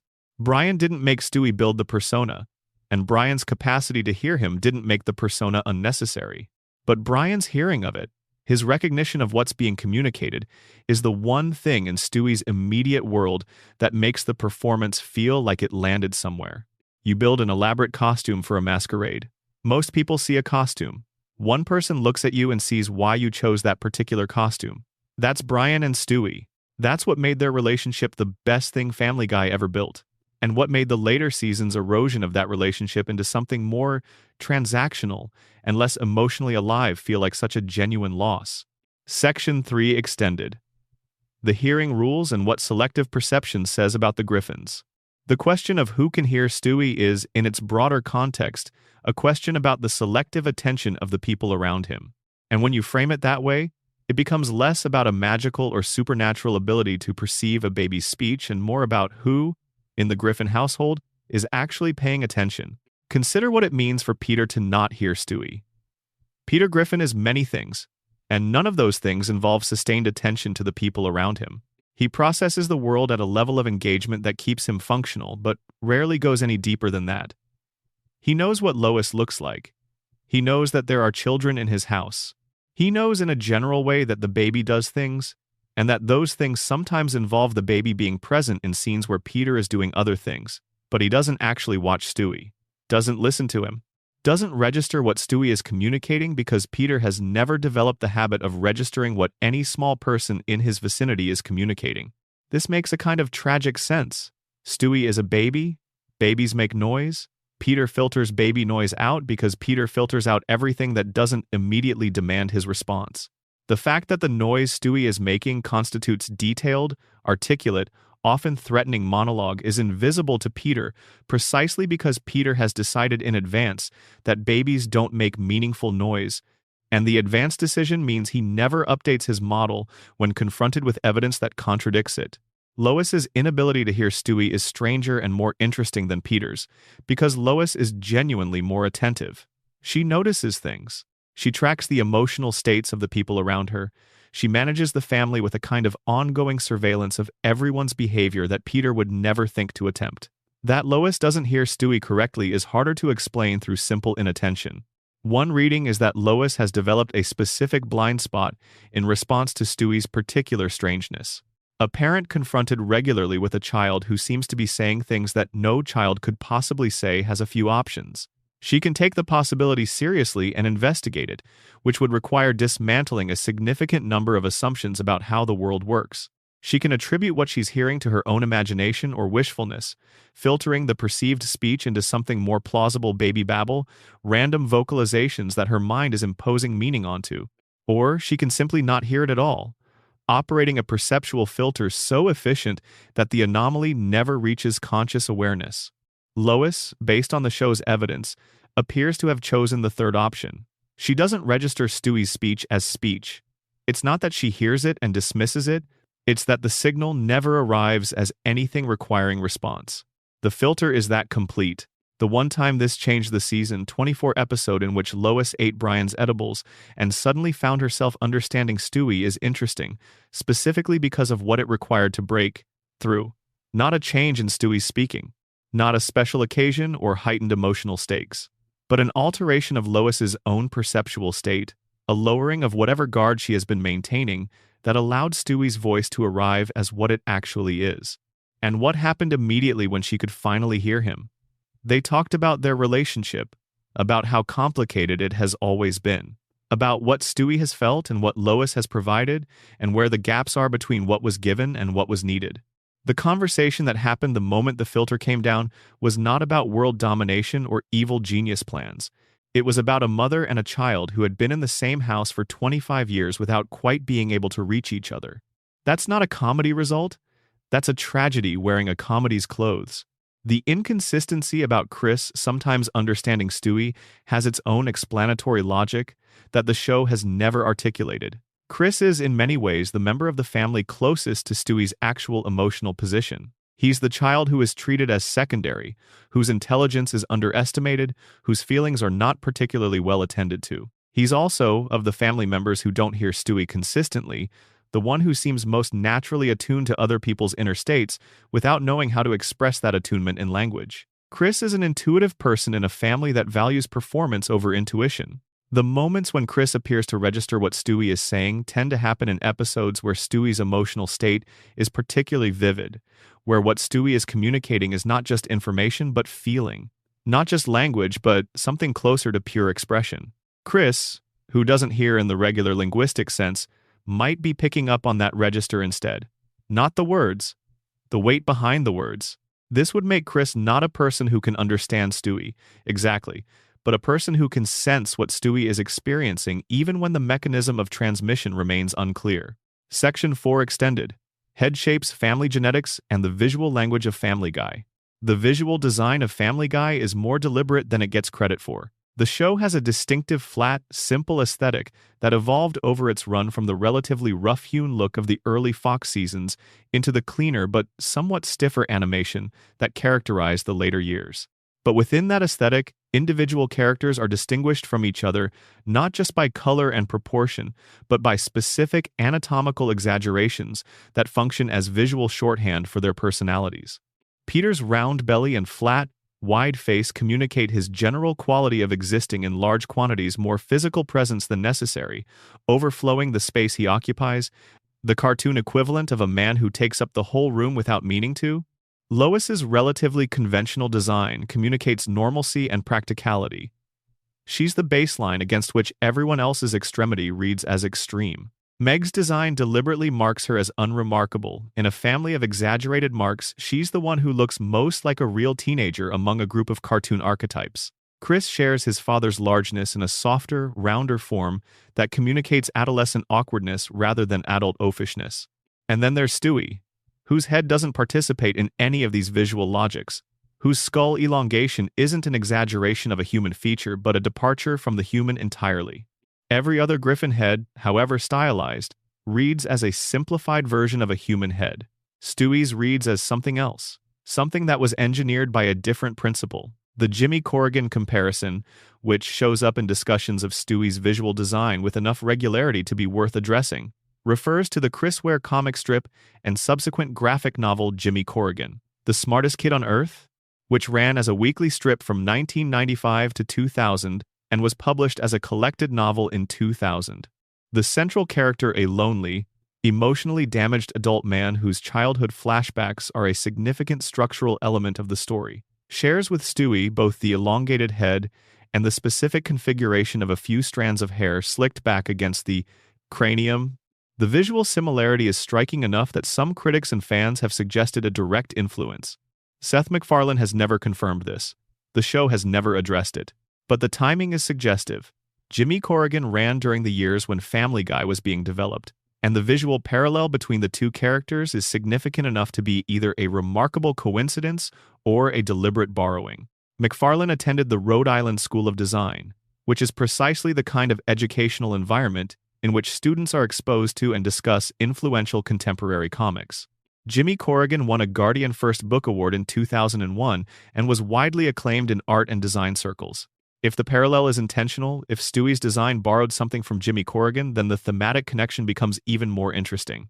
Jimmy Corrigan is a deeply sad story about inherited damage, about a man whose inability to function in the present is directly connected to wounds from his childhood that he has never processed. The adult Jimmy is, in many ways, still the child Jimmy. The same loneliness, the same damage, the same desperate wish to be seen and valued by someone who is supposed to see and value him. Replace the grown-up setting with a baby's world and you have the emotional core of early Stewie Griffin. The head shape, in this reading, is a visual lineage connecting two characters who share a fundamental condition: intelligence that exceeds their environment, damage that precedes their self-awareness, and a deep wish to be recognized that their circumstances make very difficult to fulfill. Whether this lineage is deliberate or accidental doesn't change what it produces. Stewie's head marks him as different in a way that his voice then reinforces, and both the mark and the voice are, as we've seen, constructed around a need to be taken seriously that his family's inability to hear him makes permanently frustrated. Section 5 Extended. The societal logic of Bonnie's pregnancy. There is something strange and worth examining in the way Family Guy's universe responded to, or more precisely, declined to respond to Bonnie Swanson's perpetual pregnancy. Because the inability to notice that something is wildly wrong with a person's physical condition, stretched across 9 seasons of airtime, isn't just a show continuity issue. It's a statement about attention, about the way peripheral characters in even a fictional community can remain invisible in plain sight. Bonnie Swanson was pregnant in every episode she appeared in for the first 7 seasons. She attended social events pregnant. She went to parties pregnant. She sat in the Griffins' living room for conversations about neighborhood matters, pregnant, with a stomach that didn't change from episode to episode regardless of how much time was supposedly passing in the narrative. Nobody took her aside and said, "Bonnie, your pregnancy is entering its 3rd year now. Are you seeing a doctor? Is everything all right? Is there something we should be worried about?" Peter made one comment, in Season 4, about how long this had been going on. That comment was played as a joke at Peter's expense, the implication being that Peter's idea of social concern is a blunt, slightly rude observation delivered with no particular tact or follow-up. And then the moment passed. Nobody followed up. Bonnie remained pregnant. The medical reality of what Bonnie was experiencing, if translated into actual human terms, would constitute a profound obstetric emergency. No normal pregnancy lasts more than 40 to 42 weeks. A pregnancy persisting significantly beyond that timeline, in a real human context, would involve intensive medical management, significant risk to both mother and fetus, and the kind of urgent clinical attention that would make ignoring it socially and medically unthinkable. The show's universe, operating under its own rules of selective consequence, simply chose not to apply those terms to Bonnie's situation. Time passed in ways that the show tracked inconsistently, and Bonnie's pregnancy was a fixture of the landscape that nobody treated as requiring resolution. But there's something in this that goes beyond ordinary sitcom timeline confusion. The normalization of Bonnie's impossible pregnancy, the way every character in the show's world simply accepted it as a background condition of life on Spooner Street, reflects a deeper truth about how Family Guy handles its supporting characters. Bonnie existed, for most of the show's run, as a function rather than a person.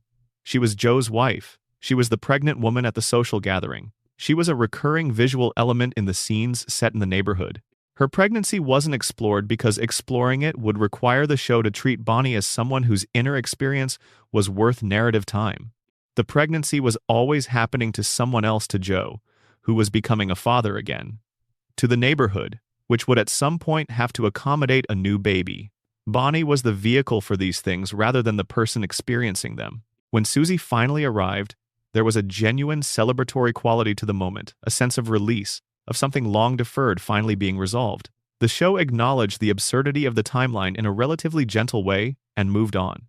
Susie Swanson became a background element of the Swanson household, voiced by Patrick Stewart in what became a reliable recurring joke, and Bonnie herself began developing as a character in ways the show had resisted during the pregnancy years.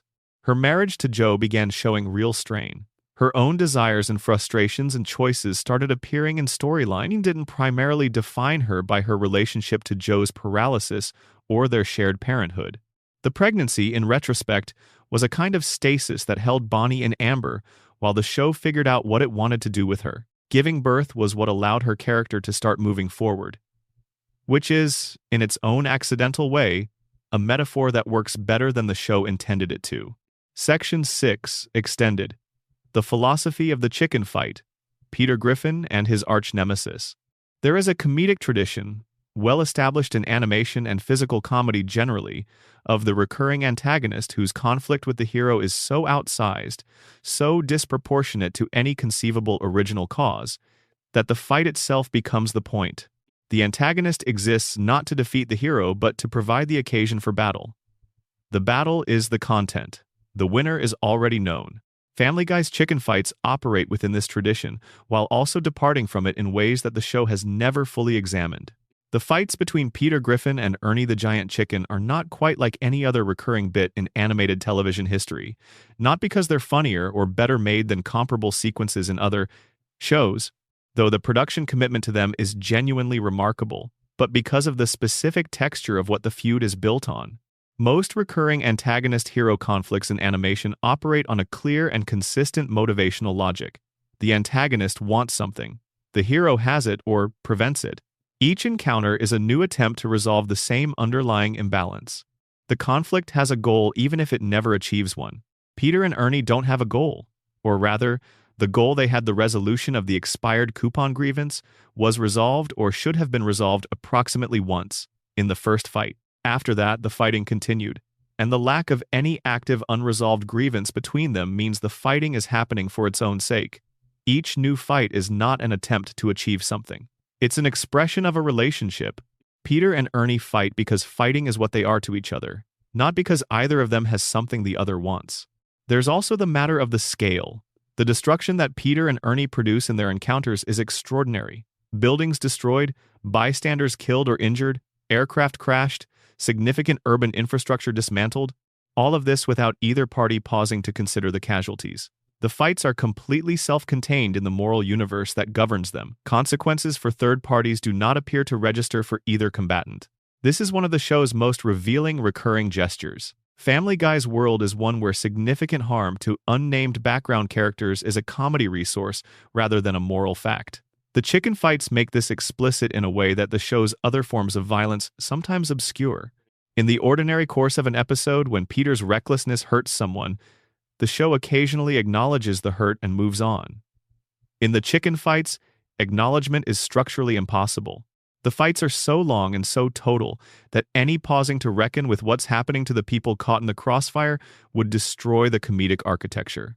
The bystanders who die in Peter and Ernie's wake are the show's clearest statement about the relationship between its comedy and its moral world. Some people exist only to be furniture in someone else's story, and whether they survive the story is immaterial to its telling. Ernie himself is interesting for his consistency across all his appearances. He is, by any reasonable standard, a sympathetic figure. He was handed a coupon. The coupon was bad. He was punched for it. And then he was punched again, across decades, without ever being given an opportunity to simply not fight, without ever being offered a resolution that didn't involve one or both parties being nearly killed. The dinner scene in Internal Affairs, where Peter and Ernie sit down together, is the show's acknowledgement that a different kind of relationship is theoretically available to these two. It just never happened. Peter or Ernie always does something that breaks the peace before it can establish itself. That particular dynamic where reconciliation is possible in theory, but someone always finds a way to make it impossible in practice, maps onto something real about how conflict operates in certain kinds of human relationships. The expired coupon is long since resolved, but the pattern of conflict it established has become the primary mode through which Peter and Ernie relate to each other. Taking the conflict away would mean taking the relationship away, and neither of them apparently is ready to do that. Section 7 Extended. Herbert, Age, and the Slow Burn of Uncomfortable Comedy. The challenge in examining Herbert the Pervert's continued presence in Family Guy is that the analysis requires holding two genuinely incompatible things at once. The recognition that the character was, in earlier iterations, genuinely funny in the specific way that dark comedy that makes you uncomfortable can be funny, and the recognition that what makes him funny is also what makes his continued existence on a primetime animated sitcom deeply difficult to defend. Mike Henry's portrayal of Herbert built something technically impressive.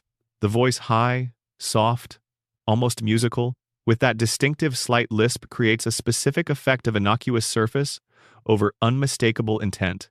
The gap between what the voice sounds like and what the character is communicating is the comedic engine, and it works in the way that shock comedy always works in the short term. The jarring wrongness of the juxtaposition produces a laugh before the full weight of what was said arrives. But Herbert the Pervert's comedy operates on a premise that the predatory attention of an elderly man toward a child is inherently funny as a recurring fixture that the culture's understanding of harm has made it impossible to continue endorsing without complication. The character was always dark. What's changed is the broader context in which that darkness is received. What the show did with Herbert over his arc is worth examining separately from the discomfort he produces. There's a genuine and surprisingly moving episode in Season 9, German Guy, which developed Herbert's World War II backstory and placed him in direct conflict with a Nazi torturer from his past who had resettled in the same neighborhood. The episode showed Herbert as genuinely courageous, genuinely righteous in his opposition to the former Nazi, genuinely capable of heroic action in the context of defending Chris from a real threat. It also showed Herbert to be, within the context of the show's internal moral logic, something more than a single-note predatory presence. This is the paradox the show built and never quite resolved. Herbert is a bad person in a specific and serious way, and he is also a person who contains other things: a history, a kind of loyalty, a capacity for action in service of something beyond his own appetites. The show wanted to have both. It wanted the darkness and the depth. But the darkness is of a kind that makes the depth feel insufficient as a justification, and the depth doesn't neutralize the darkness as a concern. Herbert's eventual trajectory in the later seasons moved away from the most explicit version of his predatory behavior. The character appeared more frequently in contexts that emphasized his age, his oddity, his World War II veteran status, the aspects of his background that were easiest to engage with without reopening the question of what he is and what he does. The Chris Griffin relationship that was the original engine of the character largely receded in favor of a version of Herbert that was more eccentric neighbor and less active threat. Whether this represents a genuine creative reckoning with the problems the character presented, or simply a practical decision to use him in ways that avoided the most legally and culturally fraught territory, is something only the writer's room can answer. What it produced was a version of Herbert who persisted without quite being what he was at the start, present but defanged, recognizable but revised. The mystery of Herbert is ultimately the mystery of whether there is a defensible version of this character, and if there is, what it looks like. Family Guy's answer, across 25 years, has been to keep the character while gradually adjusting what the character is allowed to be. The result is a figure who still carries the name and the voice of the original, but whose relationship to what made the original disturbing has become increasingly complex and increasingly unspoken. Section 8 Extended. Lois's concealed history and the question of the person beneath the persona. One of the most under-examined aspects of Lois Griffin's character is the degree to which her entire domestic presentation, the piano teacher, the organized mother, the patient manager of Peter's chaos, represents a choice made in response to where she came from, rather than an expression of who she naturally is. Lois Pewterschmidt grew up in extraordinary wealth. Her family's money was old money, the kind that comes with social expectations, with a carefully managed image, with the understanding that how things appear is often more important than how things are. Carter Pewterschmidt is not just wealthy in the way that creates material comfort. He's wealthy in the way that creates a bubble in which normal consequence does not apply, in which unfavorable information about the family can be managed rather than addressed. Growing up in that environment produces specific psychological adaptations. You learn to maintain a surface. You learn the difference between what's said in a room and what's done outside it. You learn that image management is a skill and that the skill has value. And if you also happen to have genuine desires and impulses that don't fit neatly within the image that's being managed, a passion for things your father doesn't approve of, attractions that don't serve the family's social agenda, an appetite for experience that the Pewterschmidt decorum can't accommodate, you learn to manage those too. Lois's marriage to Peter can be read through this lens, as an act of rebellion against her upbringing. Peter Griffin is everything the Pewterschmidt image machine would reject: working class, loud, undignified, socially graceless, and completely indifferent to the idea of managing appearances. Choosing Peter was choosing disorder over the careful, suffocating order of her parents' world. But here's what happens when you choose disorder as an act of rebellion and then have to live in it for decades. The disorder is real. The chaos that Peter generates is not a charming alternative to Pewterschmidt propriety. It's an actual problem that requires managing. And the person best equipped to manage a problem is the person who grew up learning that management is the primary skill of living. Lois became, in her marriage to Peter, the manager she was trained to be, just of different things in different circumstances. Instead of managing the Pewterschmidt image, she's managing Peter's disasters. Instead of concealing her family's dysfunction behind wealth and social grace, she's concealing hers behind the presentation of a suburban normalcy that requires constant maintenance. The crimes, the concealed history, the past that keeps surfacing in ways that complicate the domestic image. All of it makes sense in the context of a woman who learned that some things are managed rather than addressed. The pornographic film from her college years was something she managed by not telling anyone until it was revealed against her will. Patrick, her serial killer brother, was someone the family managed by institutionalizing and simply not mentioning. The affairs and the complicated past relationships were managed by building a present that looked different enough from the past to function. The honeymoon murder is the most extreme example of this pattern, and it's also the clearest indicator of how deep the management instinct goes. Lois, in her first days of marriage to Peter, in the moment when she was most fully in the world she had chosen rather than the world she had come from, committed an act of violence, and then, apparently, put it away, managed it, built the next 20 years of her life on top of it without, as far as the show depicts, the event interfering significantly with her ability to function as a wife, a mother, a teacher, a neighbor. That's either remarkable psychological compartmentalization or the show failing to take seriously something it introduced as a joke. Probably both. What the Lois mystery ultimately asks is, who is she when nobody is managing anything? When the domestic image is down and the propriety is suspended and the edibles have made the filter disappear, who is the person underneath all that maintenance? The answer the show has gestured toward across its best moments with the character is that Lois Griffin is someone who is far more complicated than she looks, far more capable of harm than she presents, and far more emotionally hungry than any of her relationships have fully satisfied. She chose Peter as an act of rebellion and found herself in a marriage that became its own kind of management project. She built a domestic identity that fits over her actual self, the way a tailored suit fits over a body, shaping what's visible, concealing what's underneath, creating an impression of coherence where the reality is considerably messier. That's not a simple character. That's a fascinating one. Family Guy just doesn't always remember to be interested in its own fascinating characters. Section 9 Extended: Quagmire's relationship with consequences and the show's moral blind spot. The Quagmire age problem is funny as a continuity error. As a window into Family Guy's relationship with its own internal logic, it's more interesting as a structural failure with implications that extend beyond a driver's license prop. Glenn Quagmire is, by the show's own admission, a serial predator. His characterization in the early and middle seasons did not shy away from this.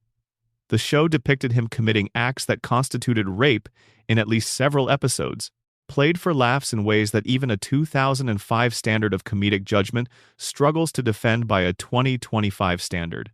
His treatment of women, across hundreds of episodes, was consistently depicted as predatory, manipulative, and dismissive of any individual woman's interests or well-being. And yet Quagmire is also, consistently and without apparent awareness of the contradiction, one of Peter's closest and most loyal friends. Someone the show frames as likable, fun, a person you'd want to spend time with at a bar. The same man who commits acts the show treats as technically criminal is also the man who gives Peter genuine friendship, who shows up in moments of crisis, who has moments of surprising emotional depth, the daughter he discovers, the sister he tries to protect, the lost love named Cheryl Teagues that the show uses to suggest there is something more to him than his dominant register. This contradiction, the predator who is also, in other contexts, a good friend and a person with emotional depth, is one that Family Guy has largely elected not to examine. The show is aware of it. Quagmire's reputation is embedded in his characterization in ways the show couldn't address without engaging with how that reputation was built. Peter saying, in a moment designed as a joke, that Quagmire can't have a spin-off show because he's a rapist, that's the show acknowledging what it has depicted. But acknowledging it as a punchline is not the same as reckoning with it. The Quagmire age problem sits within this broader pattern. His exact age is uncertain because the writers needed different ages for different purposes.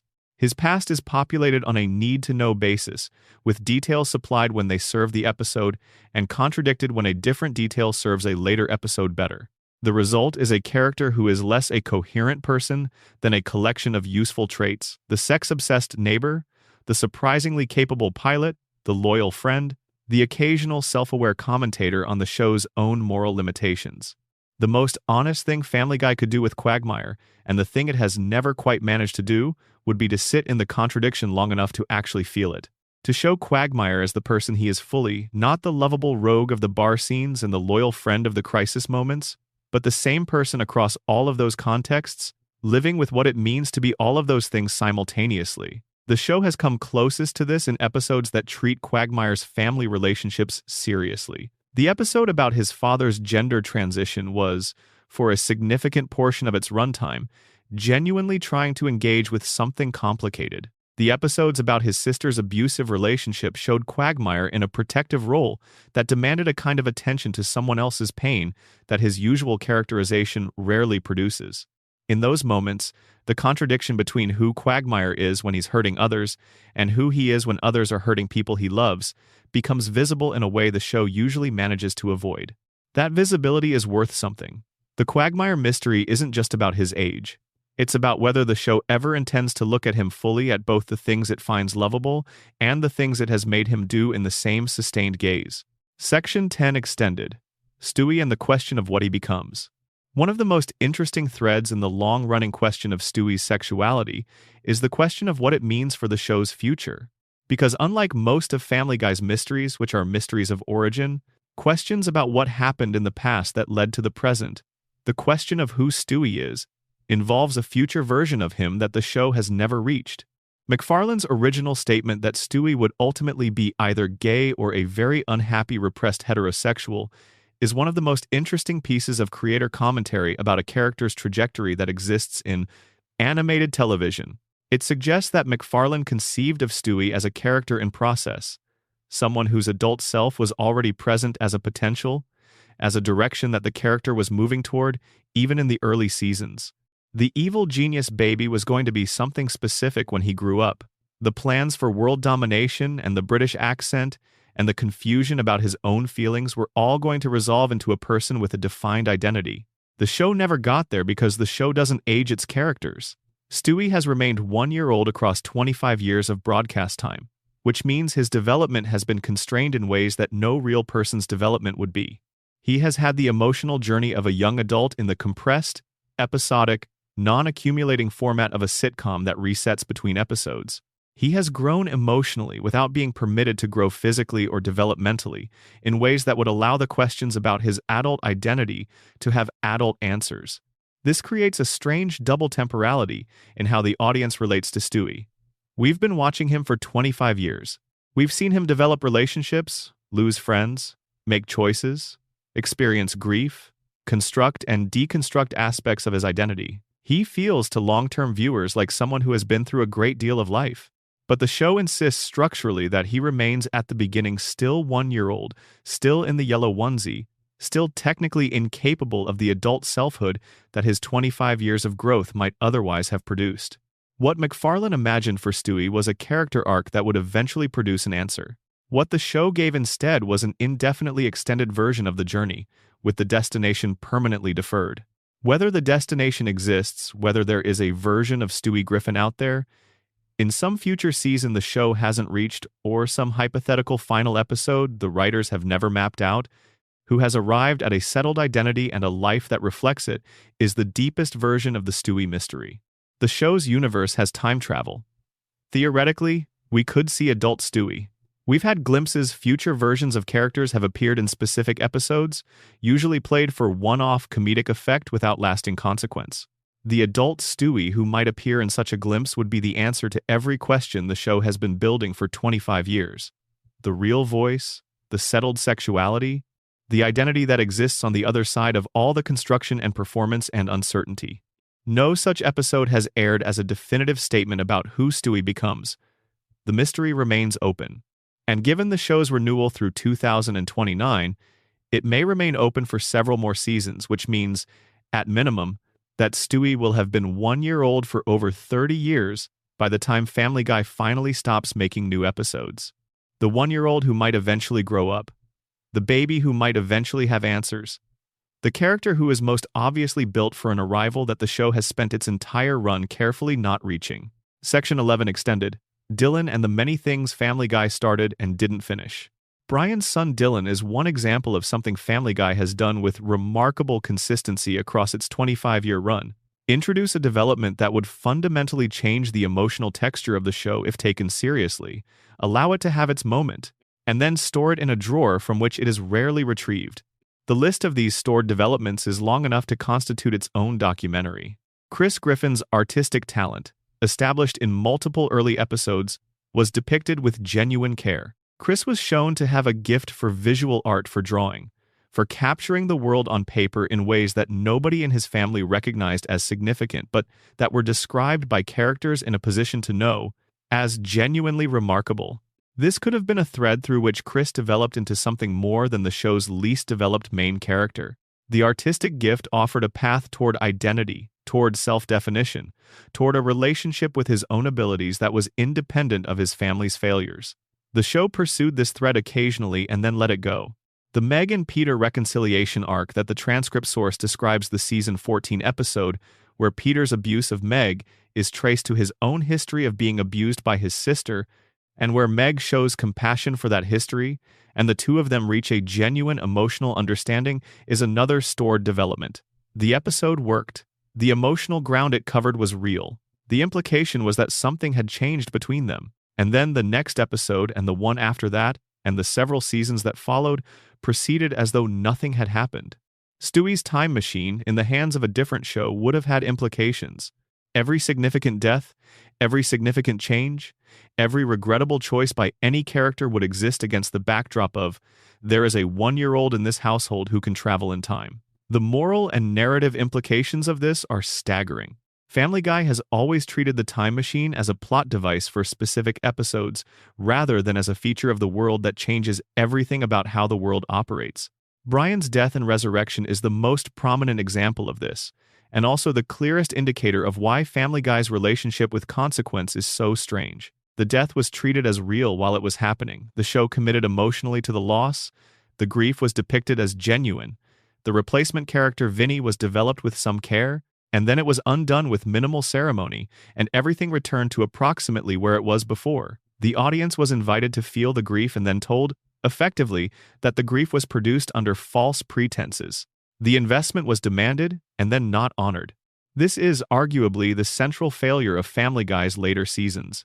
Not the jokes that went too far or the characters whose flanderization made them unpleasant to spend time with, but the repeated experience of being asked to care about something the show wasn't going to care about with you. Dylan matters because Brian is a father, and fatherhood matters, and the relationship between a man and his child, even a man as flawed as Brian, is something worth following. But the show would prefer that Dylan not matter, because if Dylan matters, then Brian's absence from his son's life matters, and if that matters, then Brian's entire subsequent characterization has to reckon with being a man who chose his intellectual pretension and his martinis over his son. The show wasn't interested in that reckoning, so Dylan went back in the drawer. The Family Guy drawer is very full. It contains the real version of a show that could have accumulated its threads into something genuinely complex and emotionally resonant over 2 decades. The show that exists is the version where the drawer is periodically opened and a thread is briefly held up to the light and then put away again so that the next episode can start fresh. Section 12 Extended: What the Multiverse Means for Family Guy's Identity.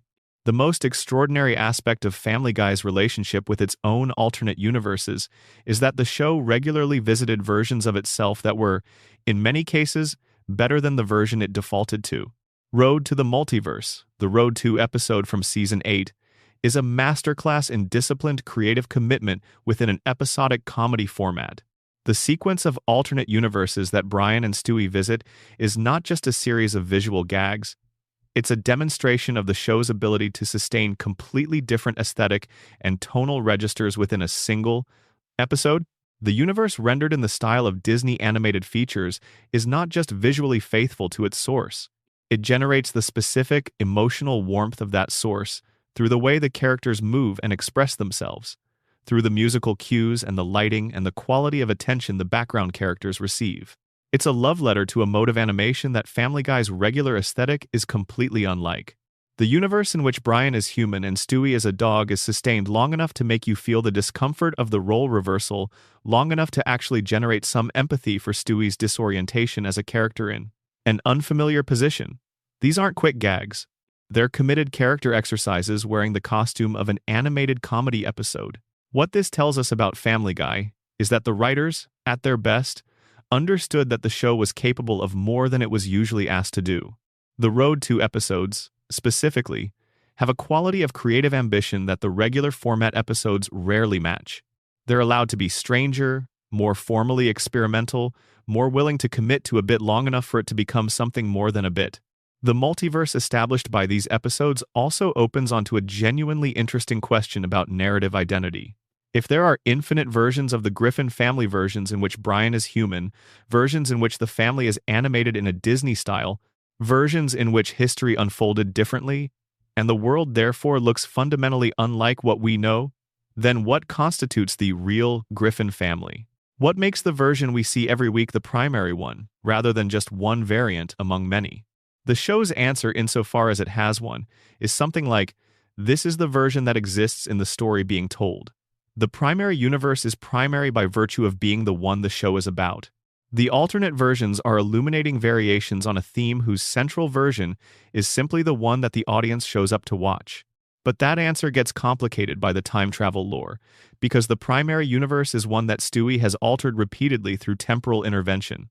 The version of Brian who is alive at the end of Season 12 and into all subsequent seasons is alive because Stewie went back in time and saved him.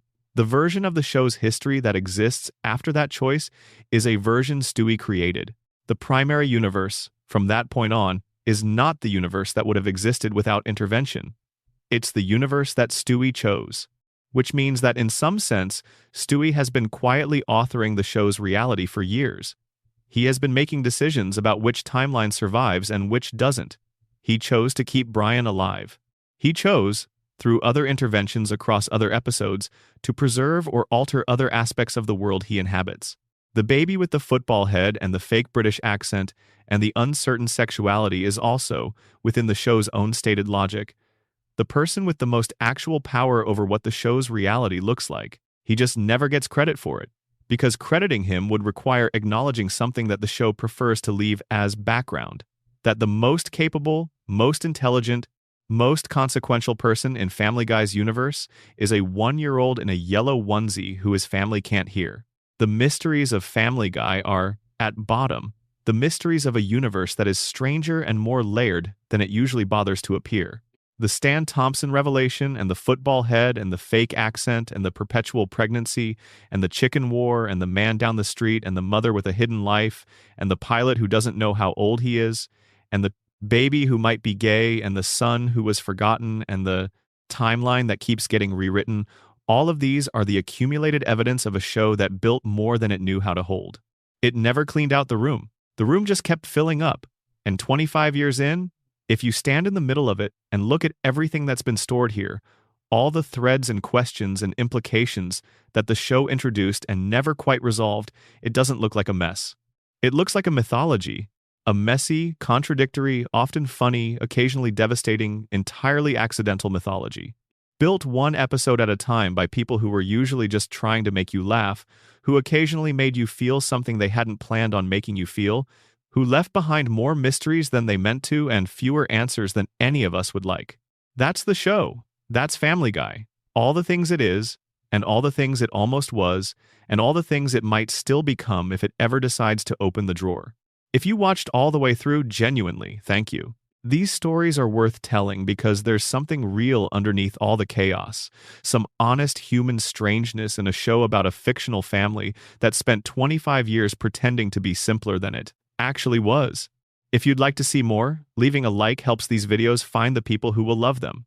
Subscribing makes sure you don't miss what comes next. And wherever you are, whatever time it is, sleep well. End of full script. Final deep expansion connecting threads, hidden patterns, and the bigger picture. The Griffin House at 31 Spooner Street. What the physical space tells us. There is something worth noting about where all of this happens. The Griffin family home at 31 Spooner Street in the fictional Rhode Island town of Quahog is one of the most frequently depicted interiors in the history of animated television. The living room, the kitchen, the staircase, Stewie's room, Brian's area of the house, these spaces have appeared in thousands of scenes across 25 years of production. They are as familiar to long-term viewers as their own homes, arguably more so. And within this familiar space, an extraordinary number of extraordinary things have occurred, most of which the house has simply absorbed without changing. The time machine has been built and operated in Stewie's bedroom. Weapons of varying levels of danger have been constructed, tested, and occasionally discharged within the walls. The family has hosted murderers, visited alternate dimensions, welcomed the dead, and navigated situations that would, in any real house, leave marks. The house never has marks. It resets between episodes the same way the characters do, the same way the storylines do, the same way the show itself does, emerging from each crisis in precisely the condition it was in before the crisis began. This is the physical expression of Family Guy's relationship with consequence. The house is the most literal reset button the show has. No matter what happens inside it, it remains the house. The living room couch is always in the same position. The kitchen table always has the same chairs. The window that Peter has been thrown through in multiple episodes is always intact for the next time someone needs to throw him through it. The mystery of 31 Spooner Street is the mystery of a space that has held everything and been changed by nothing. That is, in its own way, a kind of miracle, the persistence of ordinary form against the pressure of extraordinary content. The house is what the Griffin family has instead of the continuity they don't carry. The house is the only constant. Peter Griffin's weight and what it signals about character. Peter Griffin is fat. This has been true from the pilot and remains true across all 25 seasons, and it is the single most consistent physical fact about the character. His weight doesn't fluctuate meaningfully. It doesn't respond to events. In episodes where other characters get significantly changed, where Brian dies and is replaced, where Stewie's personality is substantially revised, where Meg's treatment by her family shifts towards slightly less active cruelty, Peter's physical form remains exactly as it was. Round belly, flat face, wide stance. The cartoon body that became one of the most recognizable silhouettes in animated television. But Peter's weight isn't just a design choice. It's a characterization. The body communicates something about how the show understands Peter, something about excess, about the failure to edit, about the way Peter moves through the world, consuming more than he needs and producing more than he can manage. His physical form is the visual expression of his relationship with restraint, which is to say, his total absence of it. In the early seasons, this physical characterization worked with the rest of who Peter was. The large body was part of the lovable fool, a man who was too much in every direction, too loud, too large, too enthusiastic about the wrong things, but whose generosity of spirit somehow balanced out the excess. Later, Peter, the flanderized version, carries the same body, but the spirit inside it has shifted. The large body that once communicated generous excess now communicates something closer to unmanaged aggression. The same outline, different content. This is the deepest mystery of Peter Griffin's character arc. The body stayed the same while everything else changed. And the body's consistency, its refusal to register the character's internal transformation, is part of why the transformation can be hard to see clearly until you compare an early season episode to a late season one, and realize that you're watching someone who has fundamentally changed while wearing the same exterior. Cleveland Brown's departure and what it revealed about the group dynamic. Cleveland Brown left Family Guy to star in The Cleveland Show, a spin-off that ran from 2009 to 2013. His departure from the main show removed one of the four original friends from the core group dynamic that had been built over the first several seasons, and the replacement of that dynamic with Joe, Quagmire, and Peter as a threesome revealed something interesting about how the group had worked. Cleveland was, of the four friends, the one whose patience and gentle nature provided a specific kind of stability. He was not the most interesting character. He was, largely, a decent man in a show full of people who were decent in ways that couldn't survive the demands placed on them. But his decency was genuine. His responses to Peter's schemes were the responses of someone who had made peace with the situation, rather than someone suppressing the desire to engage with it more aggressively. Without Cleveland, the dynamic at the Drunken Clam shifted toward a kind of ambient toxicity that the show has treated as normal without quite acknowledging what changed. Joe's disability, which was once played as a character quality, something that defined him as capable and admirable in ways that went beyond physical ability, became more frequently a source of cruelty in post-Cleveland episodes. Quagmire's worst qualities had less to balance against. Peter had fewer checks. The Cleveland show's cancellation and Cleveland's return to Family Guy in later seasons was treated as a simple restoration of the original lineup, but it didn't quite restore the dynamic. Too much had happened in the intervening years. The show had found ways of operating without the balance Cleveland had provided, and those ways had become habitual. This is another dimension of the show's mystery. The group of friends at the center of the male relationships in Family Guy has a specific history, a specific developmental arc across seasons that the show has never fully examined. How did these four men become friends? What is the actual history that binds them? The show gestures at the Navy, at the neighborhood, at the Drunken Clam as a shared space. But the texture of the friendships, what they've been through, what they owe each other, what sustains them through the episodes where they do genuinely terrible things to one another, is something the show has filled in selectively and inconsistently. The friendship mystery is, in some ways, the show's most intimate one, because the relationships between these four men and the woman who manages the home at the center of their social world are what Family Guy is fundamentally about, beneath all the cutaways and the chicken fights and the time travel and the baby with the impossible head. And those relationships remain, after 25 years, only partially explored. The question of what Rhode Island knows. The fictional town of Quahog, Rhode Island, exists in a strange in-between space relative to the real world. It's a fictional location that the show has consistently embedded within real Rhode Island geography, real Rhode Island culture, real Rhode Island weather, and institutions and references. Characters drive to Providence. They exist in proximity to the actual Rhode Island political and social world. The state is real. The town is not. This creates an interesting perceptual situation for viewers who are actually from Rhode Island, for whom the show's geography is a puzzle box of accurate detail and invented specificity. James Woods Regional High School, where Meg and Chris attend, is named after the real actor James Woods, who the show made into a recurring character, a fictionalized version of a real person who appears in the show's world as both famous and locally present in ways that the real James Woods presumably finds puzzling. The question of what Quahog knows of what the show's fictional geography contains by way of local knowledge is one the show has played with extensively. The Drunken Clam is a real bar in the characters' lives. The Pawtucket Patriot Brewery is where Peter works for a significant portion of the series. The high school, the mall, the neighborhood, the local news station, these are all specific inventions within a real geography. Stewie's Time Machine has visited real historical events set in this geography. The show's alternate universe episodes have imagined different versions of the same physical space. The mythology of Family Guy is, at its deepest level, a mythology of a specific invented place, and the specificity of the place is part of what gives the mythology its weight. The house at 31 Spooner Street is not a generic address. Spooner Street is a specific, named location within a fictional town embedded in a real state. The specificity is deliberate. It creates the impression of a world that extends beyond the frame of any given episode, a world with a history and a geography that the show inhabits, rather than simply filling in around itself. This sense of a real world beneath the fiction of Quahog as a place that exists even when the camera isn't pointed at it, is part of what allows Family Guy's mysteries to feel like mysteries rather than merely continuity errors. Stan Thompson is somewhere in the world the show has created. Herbert's house is down the street, containing whatever it contains. Bonnie Swanson raised a baby who grew up in a neighborhood we've watched for 25 years. Ernie the Giant Chicken has a wife and children who live in a town that has been periodically devastated by their patriarch's ongoing war. The town absorbs all of it. And the town persists.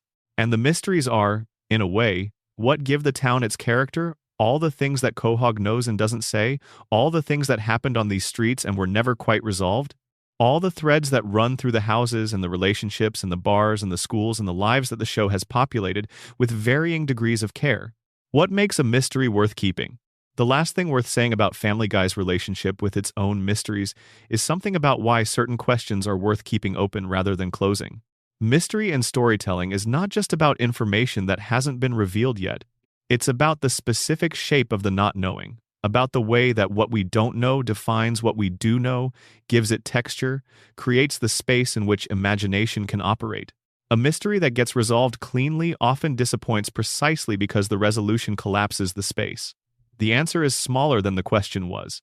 The truth is less interesting than the not knowing. Family Guy's mysteries are, in many cases, better as mysteries than they would be as answers. Who Stan Thompson is, exactly, matters less than the question of what it means that he exists. The question of Stewie's sexuality is more interesting as a sustained uncertainty than it would be as a declared fact. The chicken fights are more compelling as an indefinitely escalating feud than they would be as a conflict with a resolution. Herbert's lore is more disturbing as something the show doesn't fully articulate than it would be if the show committed to stating plainly what it's depicting and why. This is not an argument for permanent evasion. Some of these questions genuinely deserve answers. Meg deserves to know about her biological father in a real and emotionally satisfying way, not as a joke. Brian's son deserves to be more than a drawer item. The Lois who committed a murder on her honeymoon deserves to have that fact integrated into her characterization in a way that gives it weight rather than treating it as an expendable gag. But the mysteries that exist at the level of tone and implication, who these characters really are, what drives their choices, what the show is really about, underneath its comedy and its chaos, those are the mysteries that Family Guy generates almost accidentally, and that give the show a resonance that its deliberate choices often don't produce. The family in the house at 31 Spooner Street is a mystery, not because their origins are unclear or their relationships are complicated, though both of those things are true, but because people are mysteries. Because the thing that makes a family real, whether real or fictional, is precisely the quality of having more in them than any external observer can fully see. Family Guy has been doing something with the Griffin family for 25 years that it barely acknowledges it's doing, accumulating mystery. Storing up in these characters the accumulated weight of things that haven't been fully addressed, paths not taken, revelations not made, growth not followed through on. And that accumulation is the most faithful thing the show has ever done to the nature of actual family life, where the things left unsaid become the permanent architecture of the relationships. Meg doesn't know about Stan Thompson. The family never talks about Patrick. Lois manages her past rather than confronting it. Brian files his son away. Peter has no idea what he's cost the people around him. Stewie constructs an identity to survive in a world that would otherwise ignore him. These are not just Family Guy mysteries. These are mysteries about family, about what families conceal, about what they protect by not looking at, about how people manage to love each other across distances of not understanding that can sometimes be immense. The show stumbled into that territory largely by accident and has spent 25 years sitting in it. For all its genuine failures of consistency and care, for all the episodes that were lazier than they should have been and the characters who were treated with less dignity than they deserved, Family Guy has made a world that contains more than it knows how to say about the particular darkness and warmth and strangeness of being a family. The mysteries are the evidence of that. They're the places where the show went deeper than it meant to and then didn't quite know how to get back out. And that is worth staying up a little later than you planned, worth letting carry you through the quiet hours into whatever comes next. The Griffin family, with all their unsolved questions and abandoned threads and unexplored implications, will be here when you come back. Some mysteries don't need answers. They just need to be held. Thank you so much for spending this time here. If any of this kept you company tonight, consider leaving a like, it really does help. Subscribe if you'd like to be here for the next one. And drop a comment with where in the world you're watching from and what time it is. Every single response is something I actually read. Sleep well, wherever you are. End of script. Total estimated word count, 30,000 plus words. Bonus section. The forgotten mysteries, smaller threads that deserve more attention. There are mysteries in Family Guy that don't make the lists. They're not dramatic enough to generate fan theories. They're not prominent enough to have been addressed by the showrunners in interviews. They exist in the margins of 25 seasons of television, the quiet anomalies that anyone paying close attention has noticed and then filed away without a clean place to put them. These are the smaller mysteries, and some of them, when you turn them over in the right light, reveal as much about the show as the bigger ones do. Let's start with the question of where exactly Peter Griffin came from. Not geographically, we know he's from Quahog, Rhode Island, in the sense that he has lived there for the duration of the show, but biologically, genealogically, in terms of who shaped him before the show began. The show revealed at some point that Peter's biological father is an Irish man who had a relationship with his mother without committing to anything, lasting a revelation that came in the episode Peter's Two Dads. The discovery that Peter shares this particular biographical feature with Meg, both of them raised by people who weren't their biological fathers, both of them products of relationships that weren't honored, is one of those quiet echoes in the show's construction that feels too precise to be purely accidental. Peter, the man who has spent years failing Meg in every possible way, is himself a person who grew up without his biological father and who understood, at some level, what that particular absence feels like. The show uses this as brief emotional material in an episode and then files it away with everything else that doesn't accumulate. But the parallel is there. Peter knows what it is to be Meg in this one specific way and has chosen not to apply that knowledge to how he treats her. That's not a continuity error. That's a character failure that the show documented and then declined to follow through on.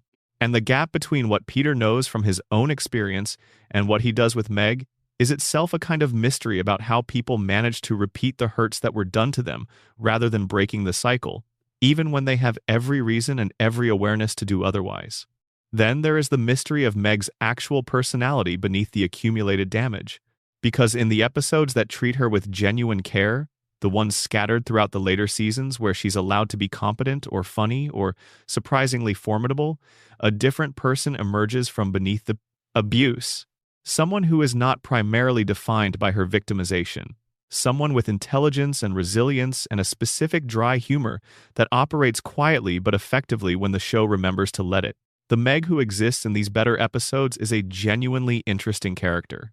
She's someone who has survived an extraordinary amount of sustained cruelty from the people who were supposed to protect her and emerged from it with her capacity for connection and engagement essentially intact, damaged, certainly, but intact. That's not nothing. That's actually remarkable. And the show's occasional acknowledgement of this, in episodes where Meg is allowed to be something other than a target, represents a belated recognition that the person being mistreated all those years had more substance than the mistreatment allowed her to show. Who Meg would have been without the damage is the mystery the show created by spending 10 seasons preventing her from becoming it.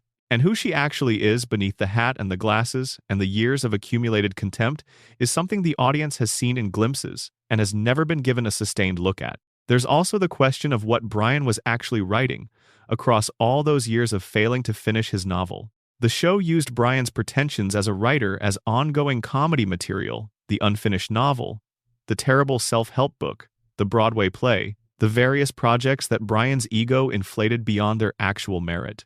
But the joke always operated on the assumption that Brian's creative ambitions exceeded his talent, that the gap between his self-image as a serious literary artist and his actual output was itself the punchline. What if it wasn't? What if some version of what Brian was trying to write, what he was reaching for in those years of announced ambition and visible struggle, was actually worth reaching for? And the show's choice to use his creative frustration as a comedy resource rather than a creative subject meant that whatever was genuinely interesting about that struggle got lost in the joke.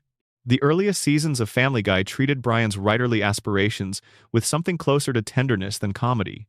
The failure was real failure, the kind of failure that people who care about making something beautiful and significant know intimately The failure of reaching for something just beyond your current ability and not quite making it, and having to decide whether to keep reaching or to lower the target. Later seasons turned this into farce. But the original version of Brian's relationship with his own creative ambitions was about something real. What was in Brian's novel? The show never tells us anything substantive about it. We know it was long in progress. We know it was eventually abandoned, or finished in some degraded form, or replaced by the self-help book. We know that Brian's relationship to his own creative work was a source of ongoing private pain that his public intellectual persona was partly designed to obscure. But the actual content of what he was trying to create, the real thing behind the pretension, is something the show never had the courage or the interest to explore. The mystery of what Brian was writing is the mystery of what Brian actually is when he's not performing.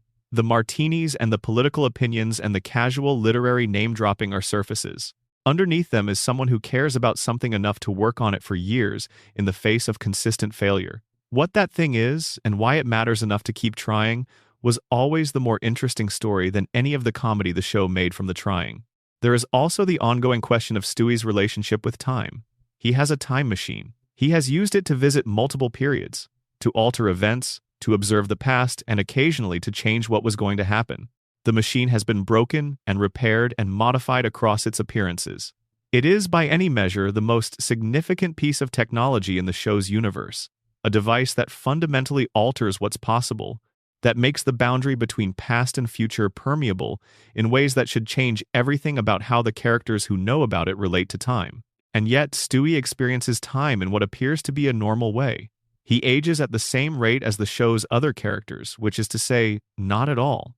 He feels things in real time, experiences loss in real time, is affected by events as they happen rather than from the perspective of someone who could, in theory, simply go back and prevent any bad thing from occurring. This suggests that Stewie has made some deliberate choice about how he uses the machine, or that the machine has limitations the show has never fully articulated. He didn't prevent Brian's death the first time it happened, which was what set up the emotional devastation that made Brian's resurrection meaningful. He apparently chose, in that moment, not to intervene until a future version of himself came back to enable the intervention. Why? What made him wait?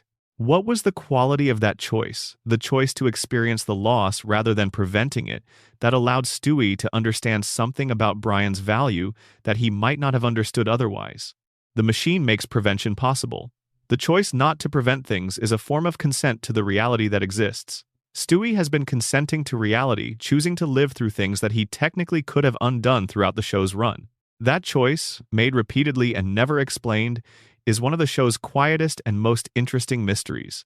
The baby with the time machine, who keeps choosing to experience things rather than erasing them, might be telling us something about what experience is for, about why loss matters even when it's reversible, about what you learn from going through something that you can't learn from preventing it.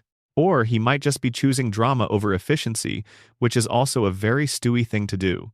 The mystery is worth holding either way. Family Guy contains an entire library of these smaller mysteries, the details that don't resolve, the implications that don't get followed, the characters who get one moment of genuine depth and then return to their wallpaper function. Each one is a small window into a different version of the show that could have existed, a version where the moments of genuine weight accumulated into something that meant more than the sum of any individual episode. That version of the show doesn't exist. What exists instead is the version that kept these windows without opening them, that created the conditions for something richer and then stepped back from claiming it. The mystery of Family Guy is, ultimately, the mystery of potential, of what was built and what was done with it, and why those two things diverged in the ways they did. The show is 25 years old. It has been renewed through 2029. The drawer is still very full. And there are many more Sundays, or now Wednesdays, in which any of these threads could, in theory, be picked up again. They probably won't be. Family Guy has demonstrated across its entire run that it prefers the mystery to the answer, the reset to the consequence, the fresh start to the accumulated weight of everything that came before. But they could be. And the fact that they could be, that all of this material is still there, still sitting in the house at 31 Spooner Street, still waiting, is what keeps the show interesting to think about even in its least interesting episodes. Family Guy is not just what it is, it's also everything it hasn't chosen to be yet. And somewhere in the gap between those two things all the best mysteries live. Thank you for being here through all of this. Every comment, every like, every person who found this video and decided to spend a little time with these questions, that means everything. Sleep well, take care of yourselves, and whenever the next one goes up, I hope you'll be here for it. Complete script. Final word count. 30,000 plus words. Add addendum. The real-world connections. How Family Guy's mysteries bleed into our world. One of the stranger things about Family Guy's mythology is how often it intersects with real-world events, real people, and real places in ways that give the show's fiction an unexpected density. The fictional Quahog sits inside real Rhode Island, in a relationship that blurs the boundary between invented geography and actual place. Real celebrities appear as fictionalized versions of themselves with alarming regularity. Real events, elections, disasters, cultural moments are referenced and sometimes depicted in ways that give the show's timeline an anchor in the actual world that most animated sitcoms avoid. This real-world grounding creates a specific problem for the show's mysteries. If Quahog is real enough to have a specific address, real enough to reference real Rhode Island geography and institutions, then the things that happen in Quahog have a kind of semi-reality that purely invented settings don't possess.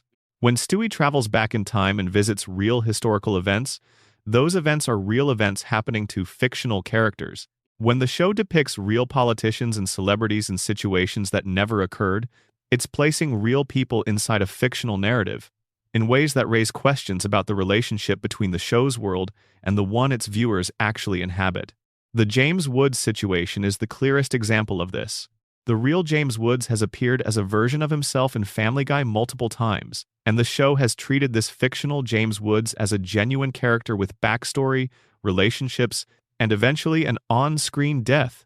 The real James Woods has had his own relationship to the show's use of him, a relationship that has been complicated by the actor's real-world public profile and the ways it has shifted across the show's run. Using real people as recurring characters in a fictional mythology creates a strange doubling. The character named James Woods in Family Guy is not the real James Woods, but the connection is explicit enough that it's impossible to fully separate the two. Everything that happens to fictional James Woods carries the shadow of the real person's existence. This is the real-world version of the mystery problem Family Guy has with its own internal lore.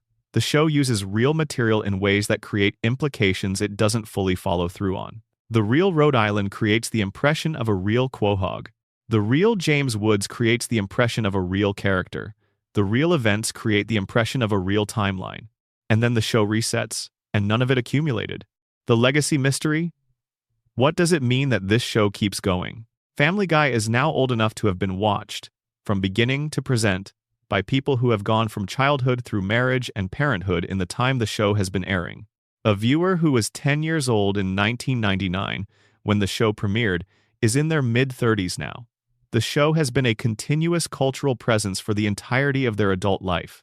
This is extraordinary. And the mystery of what it means for a show to persist at this scale, in this culture, for this long is one that goes beyond any individual narrative question about Stan Thompson, or Stewie's accent, or Bonnie's pregnancy. What the show's persistence means is that Family Guy has become a kind of fixture, a given, a thing that exists in the landscape of American pop culture the way certain other permanent institutions exist, not because of continuous peak quality, not because each new installment fully justifies its existence, but because its presence has become the baseline rather than the exception.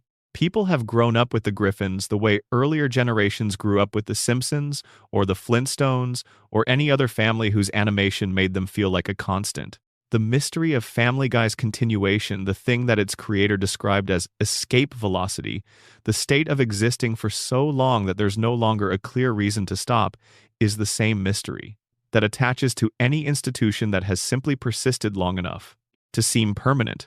Why does it continue? Because stopping would be an active choice, and continuing requires only the absence of a reason to stop.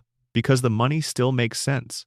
Because the characters are still recognizable even if they're no longer quite themselves. Because the machine that was built to make Family Guy can keep making Family Guy regardless of whether the people inside it are still burning to make it. That's not a condemnation. It's an observation about what happens to things that survive. They become their own justification.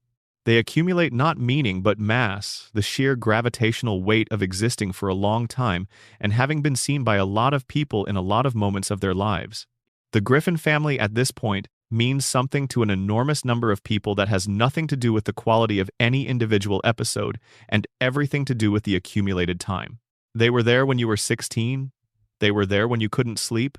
They were there in the background of 100 ordinary evenings.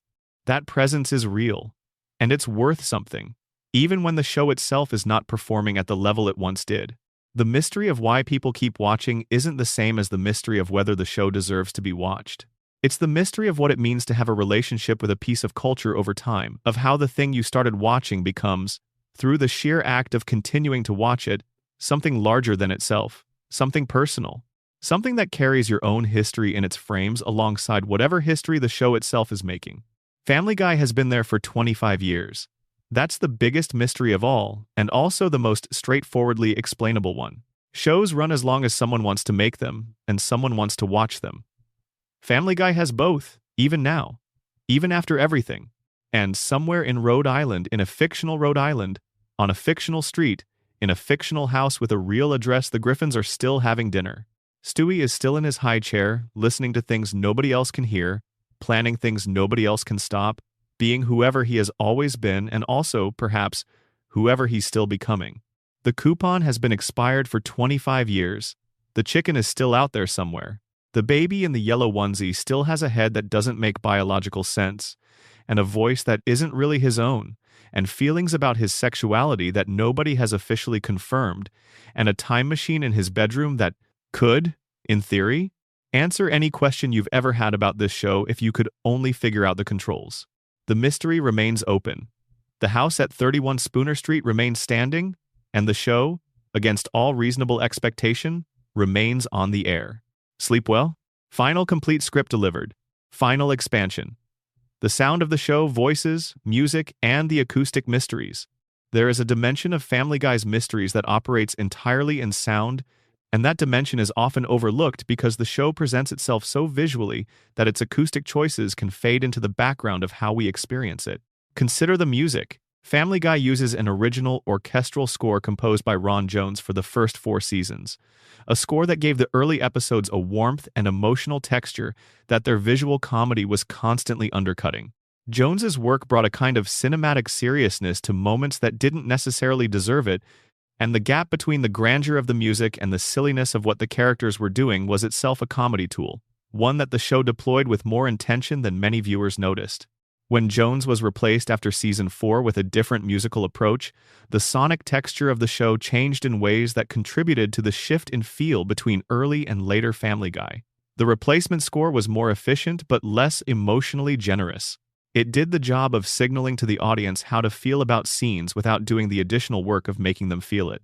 The difference between a score that earns its emotion and one that simply marks where emotion is supposed to be is subtle until you listen for it, and then it becomes obvious. Stewie's voice is another acoustic mystery. Seth MacFarlane has given interviews in which he demonstrated, briefly, the voice that Stewie uses when not in his constructed British persona, the flat, Rhode Island-adjacent voice that represents whoever Stewie is when he's not performing. MacFarlane performed this voice at a table read, according to Gary Janetti's account. The effect was reportedly remarkable. The people in the room heard, for the first time, the person underneath the persona. And then Stewie went back to being Stewie, and the real voice was filed away as a plot point. What MacFarlane's real voice for the real Stewie sounds like the version that exists in the recording booth and not on any episode that's been broadcast is itself a mystery, a kept secret that only the people who were in the room for that table read have heard. The audience got a suggestion of it. The full version remains private. The voices of the entire Griffin family are, of course, MacFarlane's alone in 4 out of 5 cases. Peter, Brian, Stewie, and Quagmire are all MacFarlane. This creates an acoustic intimacy that's genuinely unusual in ensemble vocal performance. 4 of the show's central characters share a single larynx, a single creative consciousness producing multiple distinct identities simultaneously. MacFarlane has spoken about the experience of recording, about what it feels like to switch between Peter's broad working-class voice and Stewie's refined archness, and Brian's dry intelligence and Quagmire's irrepressible cheerfulness in the same session. The mystery here isn't about the show's lore, it's about the craft. How do you hold four people in one body? What does it cost to be all of them at once? To have developed each one separately and then to coexist with all of them? MacFarlane has said that he experiences the characters as genuinely distinct presences, which is the standard professional description of what voice acting at this level requires. But the fact that they are all, at their source, one person, one set of experiences, one set of instincts, one vocal apparatus trained to produce multiple identities, gives Family Guy an unusual degree of convergence at its center. Four of the show's most prominent mysteries, who Peter really is, who Brian really is, who Stewie really is, who Quagmire really is, all trace back to a single creative source. The man who made them is also the man who voices them. The character choices that shape them across 25 years were all made or approved by someone who was also playing them. This isn't true of most ensemble casts, where actors and writers maintain enough distance from each other for genuine surprise to occur. In Family Guy, at the center, there is no such distance. MacFarlane is, in a specific sense, the only person who knows all four of them from the inside, and his gradual withdrawal from the show's creative day-to-day, which the analysis material describes in detail, means that the person with the most complete interior knowledge of these characters is the one who has become least active in deciding what they do and who they become. The acoustic mystery at the heart of Family Guy, the man whose voice made these people, is no longer the man steering where they go. The voices persist. The person directing them has changed. And somewhere in that gap, between the original creative impulse and the 25-year institutional machine that sustains it, the characters of Peter and Brian and Stewie and Quagmire keep existing, shaped by an original vision that is increasingly present as heritage rather than active intention. They are, in this sense, like the mythology they've accumulated, real, present, and slightly beyond the reach of the person who first imagined them. The sound of Family Guy is the sound of characters that outlasted their original context. The show that runs on Fox now is not the show that ran on Fox in 1999, though it uses the same voices. The voice is continuous. The vision it expressed has evolved in ways that the voice can no longer fully contain. That is the final mystery. And like all the others, it lives in the space between what was intended and what actually is. Script complete, delivered at full length for 11 Labs voiceover production. Structure: 12 primary sections plus expanded section material plus bonus sections plus addendum plus final expansion. Total word count: 30,000 plus words. Format: conversational. Atmospheric, ASMR-compatible narrative structure throughout. Closing meditation: the quiet hours and why these stories find you here. There is a reason that this kind of content, the deep dive, the lore exploration, the patient unraveling of accumulated narrative history, finds its audience in the late-night hours, in the spaces between wakefulness and sleep. The reason isn't purely about the subject matter. It's about the mode of attention that darkness invites. During the day, attention is demand-driven. There are things to accomplish, problems to solve, people to respond to, tasks moving through a queue that never fully empties. The mind is pointed outward, processing the inputs of the world with efficiency and purpose. There is not much room in that mode for the kind of quiet, patient curiosity that Family Guy mysteries actually require: the willingness to sit with a question without needing an immediate answer, to follow a thread backward through 25 seasons of accumulated storytelling without knowing where the following will lead.